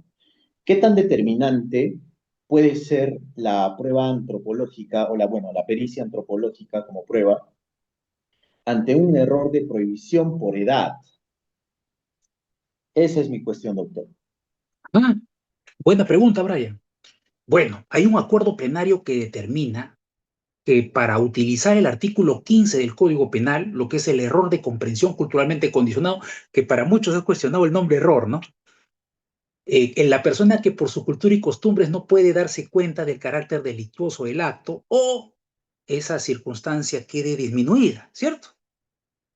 Este acuerdo plenario señala que para determinar eso tiene que haber un peritaje antropológico, o sea, en todos los casos, para evitar tal vez ¿no? Que se utilice esta figura de manera innecesaria, abusiva, en contra de menores, ¿no? Que sufran de repente actos sexuales con personas mayores de edad. He allí la importancia establecida por la propia Corte Suprema, que ha establecido efectivamente un acuerdo plenario indicando que para esos casos necesariamente tiene que existir una pericia antropológica forense. ¿Ok? Ahora, va a depender obviamente del caso, Brian, las circunstancias, cómo es que se cometieron y sobre todo, ¿no? Hemos hablado, ¿no? El modo, lugar, tiempo, que siempre es bueno determinar. ¿Qué tanto podría ser favorable un peritaje antropológico? Yo creo que sería importante estableciendo que por la cultura o costumbres de la zona, las circunstancias puedan generar o que no haya sanción penal o una disminución de pena. Esto es importante, Brian, porque no solamente se puede aplicar estos casos cuando exista, mira tú, alguna circunstancia que impida darte cuenta de que estás cometiendo un hecho delictivo, sino también cuando esté disminuida esa situación, como ocurrió en un par de casos ocurridos en el norte, en Trujillo. Un muchacho es atropellado, lo llevan al hospital, el médico dice, la única manera de salvar la vida es haciendo una transfusión de sangre, habla con los papás y le dicen, fírmeme el consentimiento informado para operarlo y hacerle transfusión de sangre a su hijo, y los papás dicen, no, mira tú, Brian, no. ¿Pero por qué? No, porque somos testigos de Jehová. Los testigos de Jehová no aceptan transfusión de sangre. Y bueno, esa negativa generó de que el joven fallezca.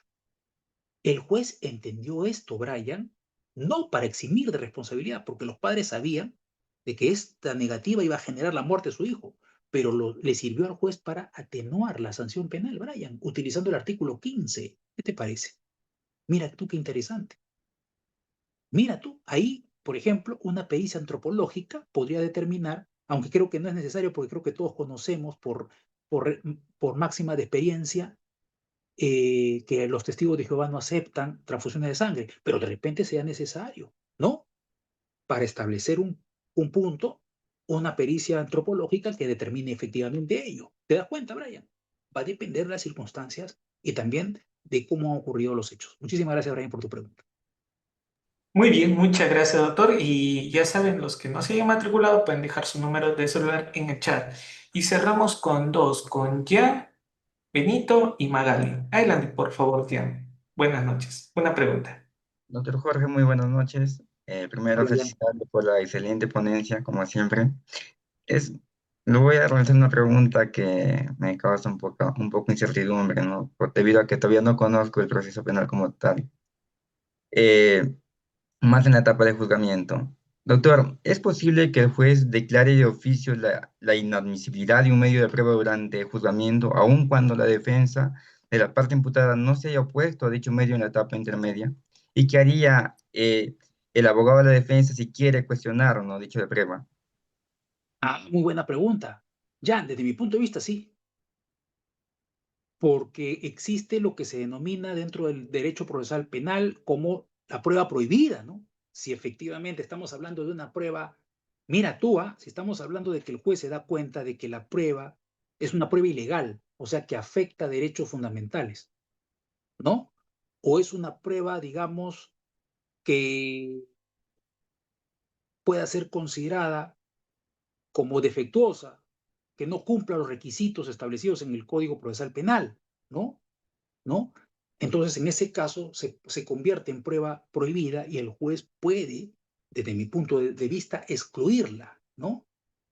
Puede excluirla, claro. Muchos me van a decir, pero ese sería la labor tal vez que tenga que tener el juez de investigación preparatoria como juez de garantías, ¿no? Pero ojo, el juez que es el que valora la prueba en etapa de juzgamiento, en la etapa más importante del proceso penal común, pues puede excluir sin ningún tipo de problema la prueba que considere que es ilegal, que sea contraria a derecho. La denominada también prueba irregular, que es la que, como les he indicado, no cumple con los requisitos establecidos por la norma, ¿cierto? Entonces, sí podría, desde mi punto de vista, excluir, ¿no? En base, obviamente, a la valoración que pueda hacer de la misma. En eso consiste la valoración también, en determinar qué prueba puede ser actuada y qué prueba no. Muchísimas gracias por tu pregunta. Muchas gracias, doctor Jorge Pérez. Doctor, quisiera, por favor, una pregunta. Fui rechazada mi perito de parte en la etapa de juicio oral, porque recién ingresé. ¿Tengo otra etapa más o en qué parte del proceso más puedo ingresar? Porque mi presunto o el presunto imputado es totalmente inocente. Ahí, Magali, ahí yo les recomiendo, mira tú, lo que te voy a decir es tremendamente importante, Magali, y para todos, sean estratégicos en el momento que presentan su prueba. Por ejemplo, yo no les recomendaría que presenten como prueba nueva un perito si ya están en etapa de juzgamiento.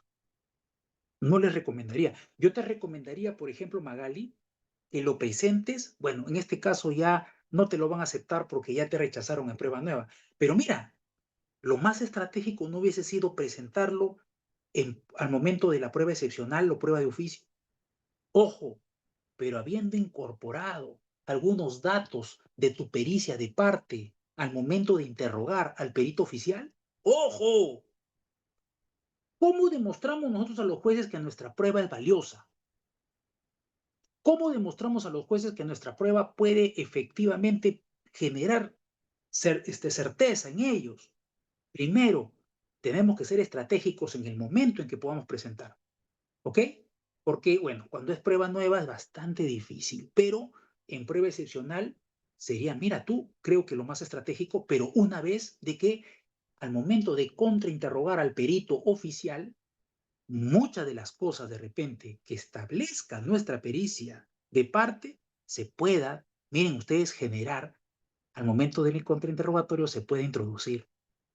Porque es la única manera de demostrar, señor juez, en el contrainterrogatorio se ha demostrado que el perito señala tal cosa. Bueno, mi perito de parte con la pericia que estamos presentando como prueba excepcional que se considere por ustedes, determina otra cosa completamente diferente, por ejemplo. Señala tal o cual cuestión. Yo he tenido hace unos meses ese caso. Yo no lo quise, la verdad es que yo no quise presentar esa prueba porque consideré que en el contrainterrogatorio podría, de alguna manera, cuestionar a la propia perito de parte, perdón, a la propia perito oficial, ¿ok? Sin embargo, mi patrocinado me insistió, me dijo, doctor, mire que queremos. Yo le dije, bueno, pero queda bajo su cuenta y riesgo, ojo, ¿ah? Y me dijo, ya, doctor, bajo nuestra cuenta y riesgo, ¿no? Y lo presenté justamente como prueba excepcional, ¿no? Y lo aceptaron como prueba excepcional. Y hubo hasta debate pericial realizado por los jueces. Por eso es muy importante plantear estrategia cuando presentamos, en qué momento presentamos. Si lo presentamos como prueba excepcional, primero tenemos que introducir parte de esa prueba en el momento de contrainterrogar al perito oficial para buscar efectivamente un debate pericial, que es la finalidad al momento de, mira tú, solicitar una prueba excepcional. La prueba nueva, como he dicho al comienzo, es muy limitante, porque van a decir los jueces, un ratito, tú sabías que este proceso ya provenía de hace muchísimo tiempo, ¿por qué no lo hiciste antes? No puedes, no se puede aceptar, ¿por qué? Porque tú sabías, ¿por qué no lo hiciste antes? ¿Por qué no lo presentaste en etapa intermedia? Ese va a ser el cuestionamiento normal que se realice justamente en estos casos a un examen como el que tú has querido presentar. Yo creo que hay que establecer y hay que verificar efectivamente cuándo es preciso y cuándo es prudente y los fundamentos, obviamente, para presentar efectivamente una prueba, en este caso una prueba excepcional. Estamos limitados y creo que una ventanita muy interesante. Por eso yo no estoy en contra de la prueba excepcional, al contrario, pese a que otros colegas dicen, no, la prueba excepcional, no, que esto afecta la imparcialidad del juez, pero desde mi punto de vista es una pequeña ventana que se podría abrir. Por eso es recomendable, ¿no? Pero ¿en qué caso se puede utilizar? Esa es la idea, hay que saber en qué caso se puede utilizar. ¿Ok? Muchísimas gracias por tu pregunta.